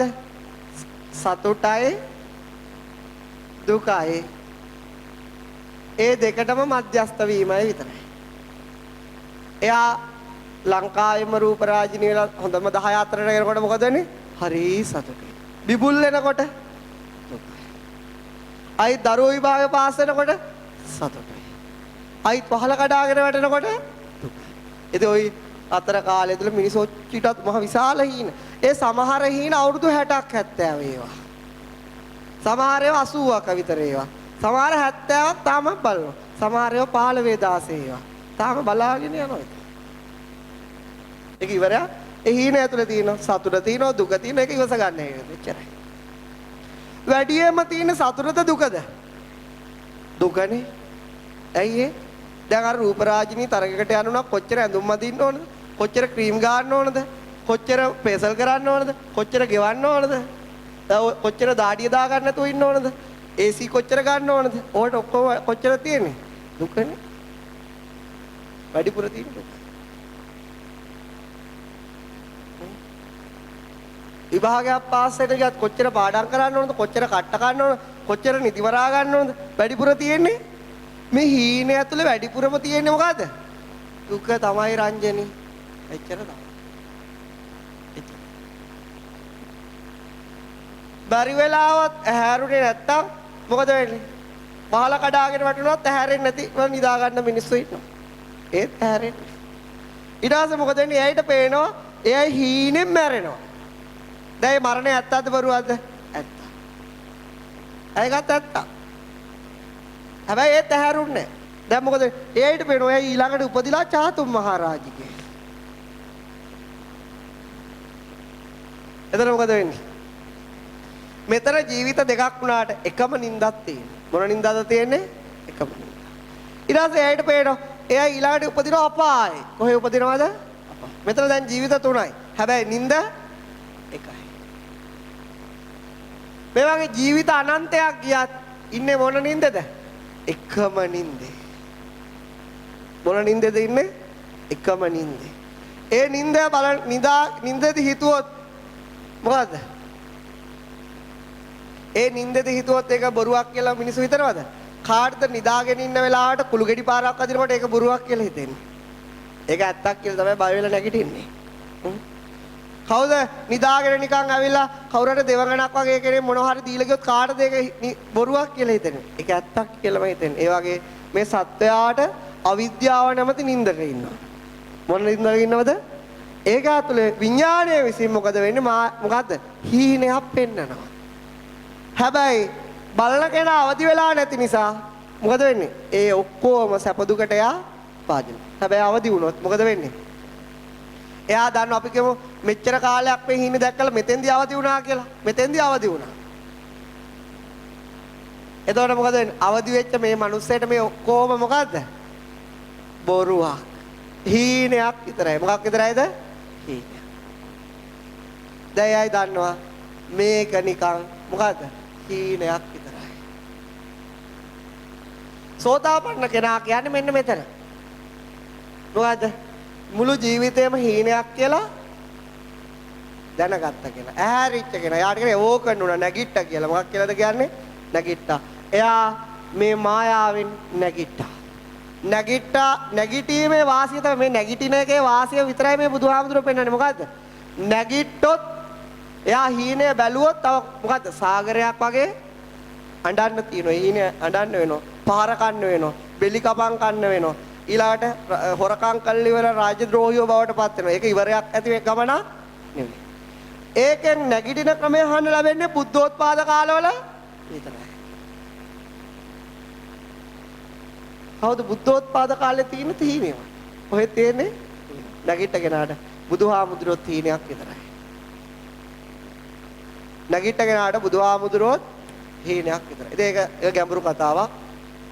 එච්චර ගැඹුරු යථාර්ථයකට පිවිසෙන නිසා මොකද වෙන්නේ? බුදුහාමුදුරුවෝ කියන මේ ඔක්කොටම වඩා වටින්නේ මොකද්ද? සෝවාන් ඵලය. මේ හීන ඇතුළත බ්‍රහ්මය වෙනවා ඇති, දෙව්වරු වෙනවා, රජවරු වෙනවා, දුගී දුප්පත් වෙනවා, මුළු පාලක බ්‍රහ්මය වෙනවා. නමුත් ඒ ඔක්කොම මොකද්ද? ඇත්තක් නොවන බොරුවක්. නමුත් ඒක බොරුවක් වෙන්නේ නැගිටගෙනාට විතරයි. අනිත් ඔක්කොට මේක මොකද්ද? ඇත්ත. නැගිට නැති කිසි මිනිස්සෙට දැන් හීනෙන් ඇවිල්ලා මේ කතාව කියන්නේ. හීනෙන් ඇවිල්ලා කියන උඹලා නිදි. හැබැයි ඒත් ඌ නැගිටින්නේ නැහැ. ඒකත් ඌට මොකද්ද? හීනෙකම කොටසක් විතරයි. අවදි වීමක් නෙවෙයි. මතක තියාගන්න. ඒ අවදි නොවිච්ච නිසා මේ හීනය කොච්චර කල්ප ගානක් බලන්න වේද කියලා කියන්න පුළුවන්කම අවදි වුණොත් ස්ථාව උපරිම සීන 7කින් මොකද වෙන්නේ? බොරුව ඉවරයි.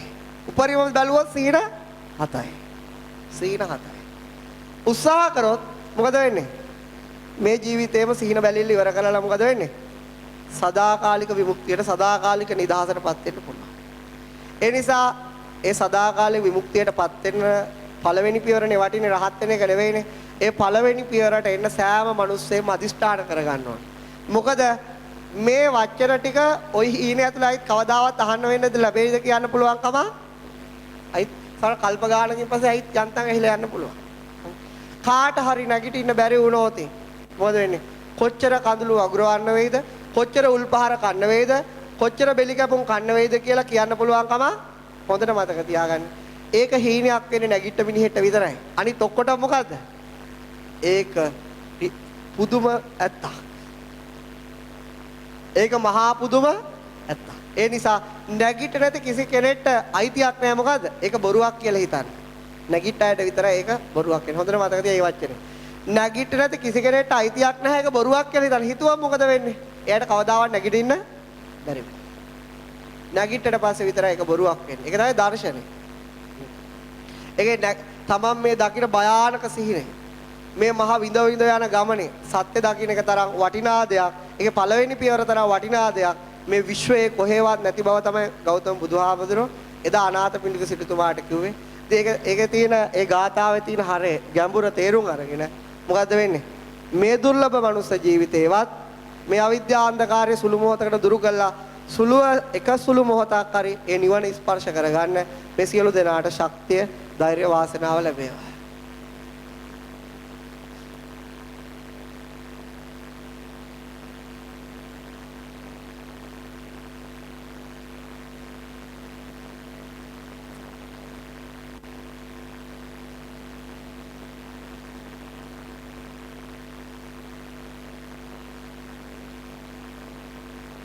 මෛත්‍රිය පැතිරීමේදී පළමුව තමාට මෛත්‍රිය ඇතිකොට දෙවනුව අන් අයට මෛත්‍රිය වැඩි කළ යුතු අසහායත්වය. ඒත් ඔබ වහන්සේ මෛත්‍රිය පැතිරීමේදී අන් අයට පමණක් මෛත්‍රිය පතුරවයි. මේ විශේෂයක් තිබේදයි කරුණාවෙන් පහදා දෙන්න. තියෙනවා. මොකද්ද? දැන් අපි කියමු බැටරි එක charge නැත්නම් අනිත් ඒවා මේ බල්බ් පත්තු කරන්න පුළුවන්ද? එතකොට මේ ඔක්කොම බල්බ් පත්තු වෙන්නේ මොකේ බලෙන්ද? බැටරියේ බලෙන්. ඒ වගේ තමයි. ඉතින් බැටරියට අමුතුවේ මෛත්‍රිය ඕන. තමන්ගේ හදවත ඒ එළිය පත්තු කරන බලය තියෙන කාගාවද? තමන් ගාව. දැන් ටෝච් එකක් ගහනෝනේ. ටෝච් එකේ එළිය විහිදෙනවා. හැබැයි එළිය නෙවෙයි ඒක අයිතිකාරය කවුද? ඒ බැටරිය. ඒ බැටරිය වල තමයි බලය තියෙන්නේ. ඒ වගේ තමන්ට අමුතුවෙන් කරගන්න ඕන. ඔබ අන් අයට මෛත්‍රී කර ගැනීම ඔබගේ මොකද්ද? ඔබගේ හදවතේ මෛත්‍රිය ඇතිවීම. ඒක ඔබේ හදවතේ ඇති වෙන්නේ. කොහෙද ඇති වෙන්නේ? හදවත. ඕනයි ඉතින් තමන්ටත් කරගන්න. ඒක වැඩේ ඉවරයිනේ. ඒක තේරෙන්නේ නැත්තම් Tamanටත් කරගන්න. මෝඩකම තමයි ඉතින් බැටරිය බල්බ් එක තමයි බලවත් කියන හිතකනා මෝඩය. බල්බ් එක නෙවෙයි බලවත් කවුද? බැටරිය තමයි charge එක තියෙන්නේ. ඒ නිසා ඒක මම දන්න නිසා මම මොකද කරේ? මම මට කරන්න යන්නේ අනුන්ට කරනවා. ඇයි ඒ? අනුන්ට කරන්නේ මගේ ගාව තියෙන නිසානේ. අනුන්ට කරන වෙලාවට charge වෙන කාගේ බැටරියද? තමන්ගේ බැටරි. තමන්ට ඒක ෂුවර් නැත්තම් තමන්ටත් කරගන්න. අනේ මටත් වෛර නැත්තේ ඒවා මමත් මේවා එහෙම කරා. ප්‍රශ්නයක් නෑ. එහෙනම් ඔබට පුළුවන් මම මේ ධර්මයම කියලා දෙනවා. දැන් සාමාන්‍යයෙන් කැනඩාවට ගියොත් අභිධර්මයේ කොටස තමයි ඒගොල්ලෝ බලාපොරොත්තු වෙන්නේ. සිංගප්පූරුවට ගියොත් මේ පැත්ත තමයි කියලා දෙන්නේ. සිංගප්පූරුවේ වැඩසටහන් තියෙනවා 10, 11, 12. ඒතර ඒක බලා ගන්න මෙහෙමයි. Facebook එකට ගියාම මගේ නම ගහලා ඒක page එකේ තියෙන වැඩසටහන. මේ කැනඩාවෙත් ඒකේ සමහර තැන් තාම ඒගොල්ලෝ ඕගනයිස් කරනවා. එතකොට පොසොන් 26 තමයි මේ පොසොන් දවස තියෙන්නේ. 26 වෙනිදා ටොරන්ටෝ විහාරය. ඒකේ තියෙන වැඩසටහන ඊට කලිනුත් වැඩසටහන් තියෙනවා. අන්තර්ජාලයට ගිහිල්ලා බලා ගන්න කියන්නේ. මෙන්න මේ වෙබ්සයිට් එකට ගියාම බලා ගන්න පුළුවන්. ඔබේ නෑදෑ කට්ටිය ඉන්නවනම් දැනුවත් කරන්න.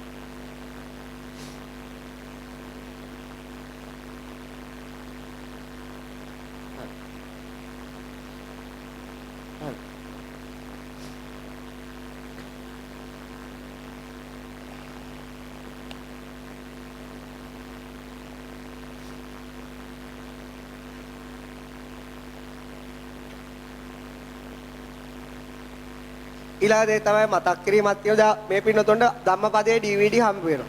එතන ඕවා දැන් මේ පොය තියෙනනේ. පොයට කොපි ටිකක් ගහලා මොකක් කරන්නද? ඒ පන්සලට බෙදලා දෙන්න. එදාසේ සල්ලි තියෙනවා නම් ඔය දෙන අයගෙන් අරගෙන ගිහිල්ලා දෙන්න නැත්තම් මොකද වෙන කොපියක් ගහුවත් මම හිතන්නේ 50ක් 60ක් යනවා. ඒක ගහලා ඉවරලා බෙදලා දෙන්න. එතන මොකද ওই දහව දැන් ඔබටනේ අනිත් අයට දෙන්න පුළුවන්. දැන් මට මෙහෙ කියලා දෙන්න පුළුවන්. දැන් මේ පන්තියම ඇවිල්ලා 5-6 තැන් වල අහනවා. නමුත් ඒ හැමතැනම එන්න අමාරුයි. ඒතකොට උගුරත් අමාරුන කියා දෙන්න බෑ. ඔබට පුළුවන් මොකක් කරන්න? ඒකට උදව් කරන්න. ওই DVD ටිකක් අරගෙන ගහලා ওই පොත් ටිකක් අරගෙන අනිත් අයට ධර්ම දාණය පිණිස බෙදලා දෙන්න. එහෙම කරන්න.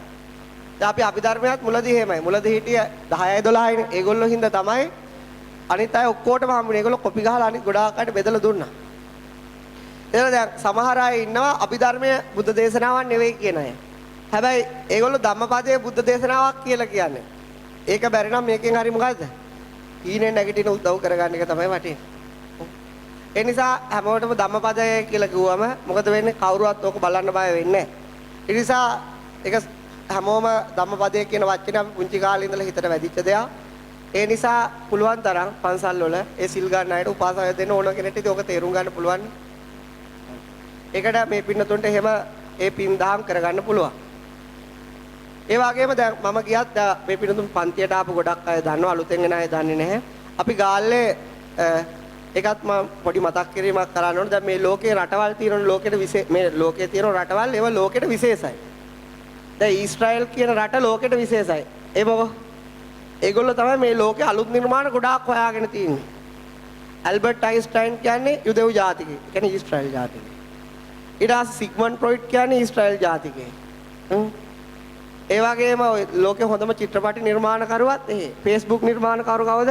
ඒත් යුදෙව් ජාතිකයෙක්. එතනින් ගියාම ওই අතේ තියෙන මොබයිල් ෆෝන් එක හොයාගෙන තින්නේ කවුද?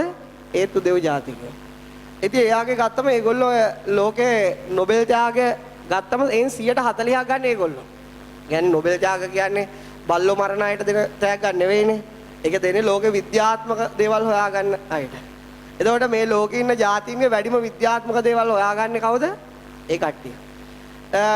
ඇමරිකාවේ ජනග්‍රහණයෙන් 2% යුදෙව් ජාතිකයෝ ඉන්නේ. නමුත් ඒකේ රටේ 50%ක් ඉංජිනේරුවෝ ඒ කට්ටිය. එතකොට ඒගොල්ලෝ ලෝකෙට විශේෂයි. ඒ වගේ තව රටවල් ජපානයේ ගත්තත් එහෙම විශේෂතා තියෙනවා ජපාන් ජාතිකයන්. එතකොට ඒගොල්ලෝ ඒ විශේෂතා අඳුරගෙන ඒගොල්ලෝ ඒ පැත්තට යනවා. ඒවා ඊශ්‍රායල ගැන ගොඩාක් විස්තර කියන්න පුළුවන්. ඒක අමුතු මිනිස්සු. අපේ ලංකාවේ තියෙන විශේෂය මොකද්ද? ඒව ජාතීන් ගැන මට ඕනම් කියන්න පුළුවන්.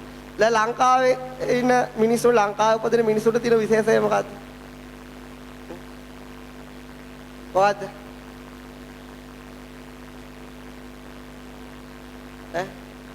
දැන් චීන ජාතිය ගත්තොත් ඒගොල්ලොත් විශේෂකම් තියෙනවා. ඒ ලෝකෙටම විශේෂ. අපේ මොකද්ද? අපේ ලෝකයට තියෙන විශේෂය මොකද්ද?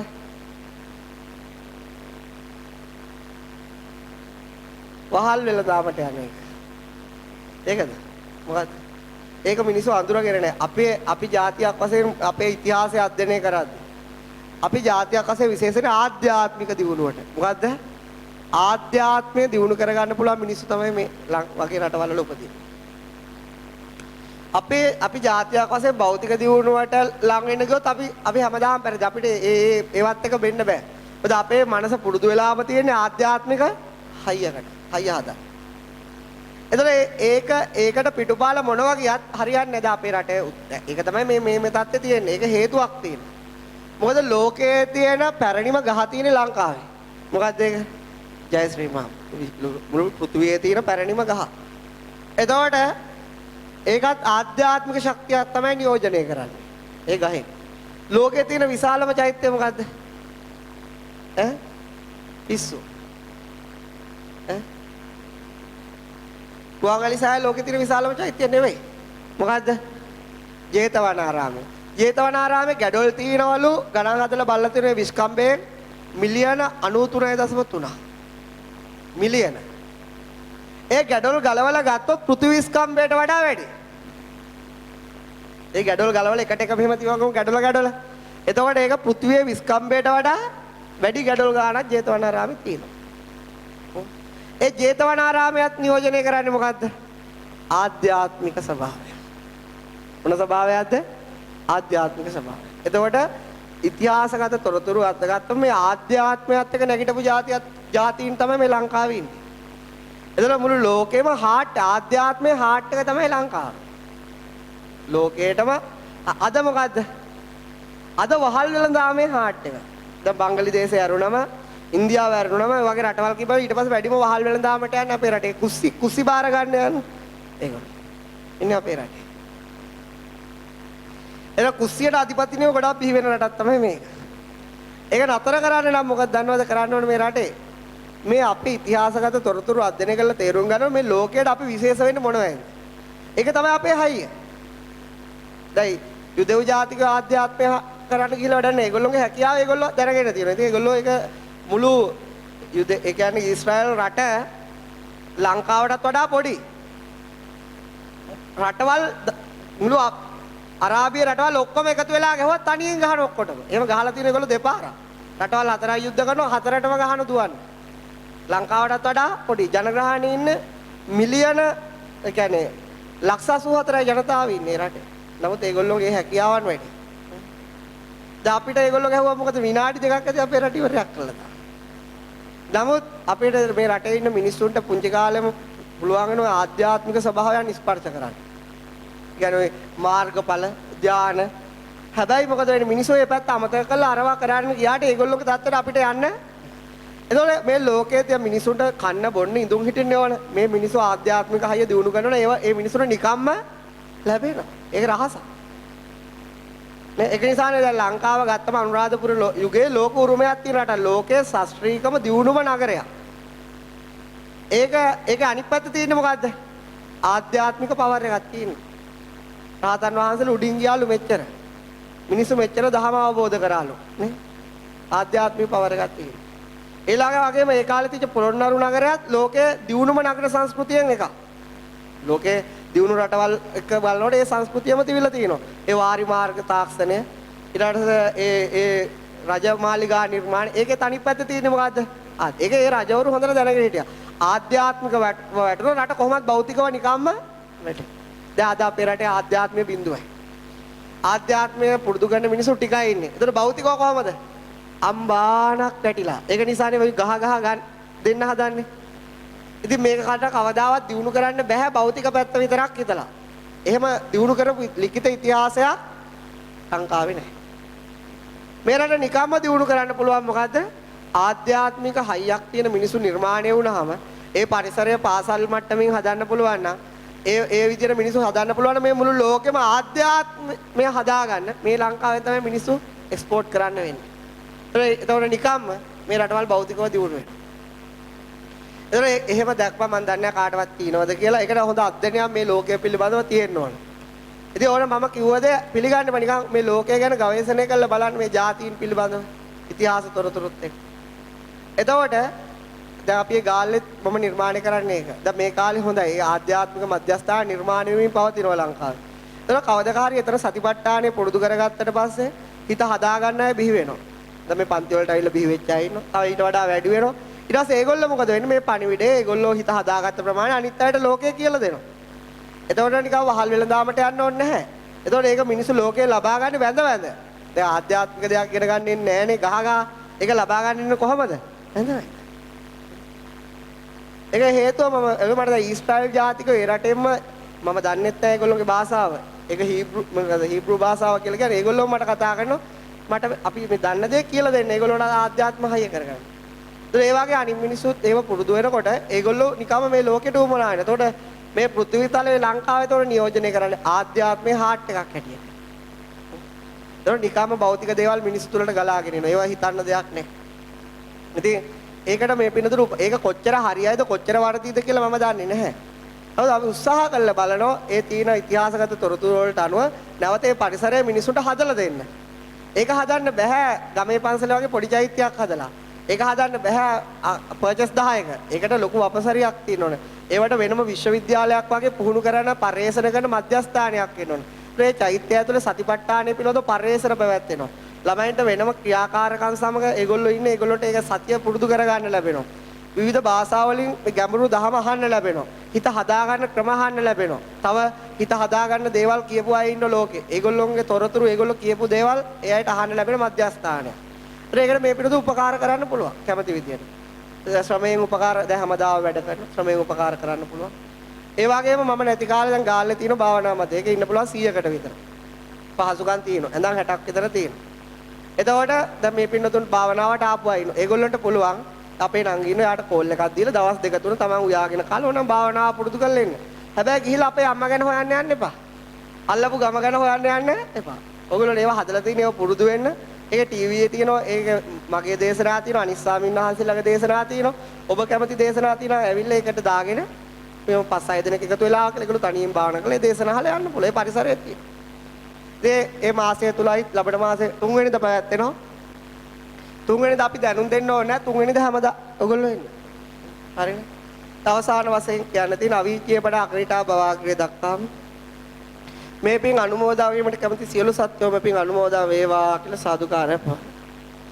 ඒ වගේම මේ පින්නතුන මේ ශාලා පහසුකම් සපයන ඒ වගේම මේ හොඳ පරිසරයක් නිර්මාණය කරලා දෙන ඒ අමිත් කුසල්ල මහත්මයාට ඒ වගේම මේ මෑණියන්ට ඒ මහත්මයාගේ ඒ වගේම මහත්මියට ඒ පවුලේ අයට මේ සේවය කරන සියලු දෙනාටත් ගෞරවනීය මෑණියන් වහන්සේට ඒ වගේම මේ සියලු පින්නතුන්ට නිදුක් නිරෝගී චිරජීවනය ලැබේවා ආයුරාෝග්‍ය සම්පන්නිය වඩ වඩා වැඩි දියුණු වේවා මෛත්‍රී කරුණා මුදිතා ආදී ගුණධර්ම වලින් හිත් පිරී ඒවා කරන කෙන යහපත් කටයුතු දිනෙන් දින දියුණුවටපත් වේවා මේ ජීවිතයේ දුර්ලභ ඒ සෝතාපට්ටි ඵලය සාක්ෂාත් කරගන්න ඒ බුදුවරුන්ගේ නගරයට යන රහතුන්ගේ නගරයට යන ශක්තිය ධෛර්යය වාසනාව උත්සාහය වීරිය ලැබේවා කියලා ආශිර්වාද කරන වන්දනා කරනවා අභිවාදන සීලිස්ස නිච්ඡං වද්දාපචායනෝ චත්තාරෝ ධම්මා වඩ්ඩಂತಿ ආයුවන්නෝ සුඛං බලං ආයුරාෝග්‍ය සම්පatti සග්ග සම්පatti මේවච අතෝ නිබ්බාන සම්පatti ඉමිනාතේ සමිජ්ජතු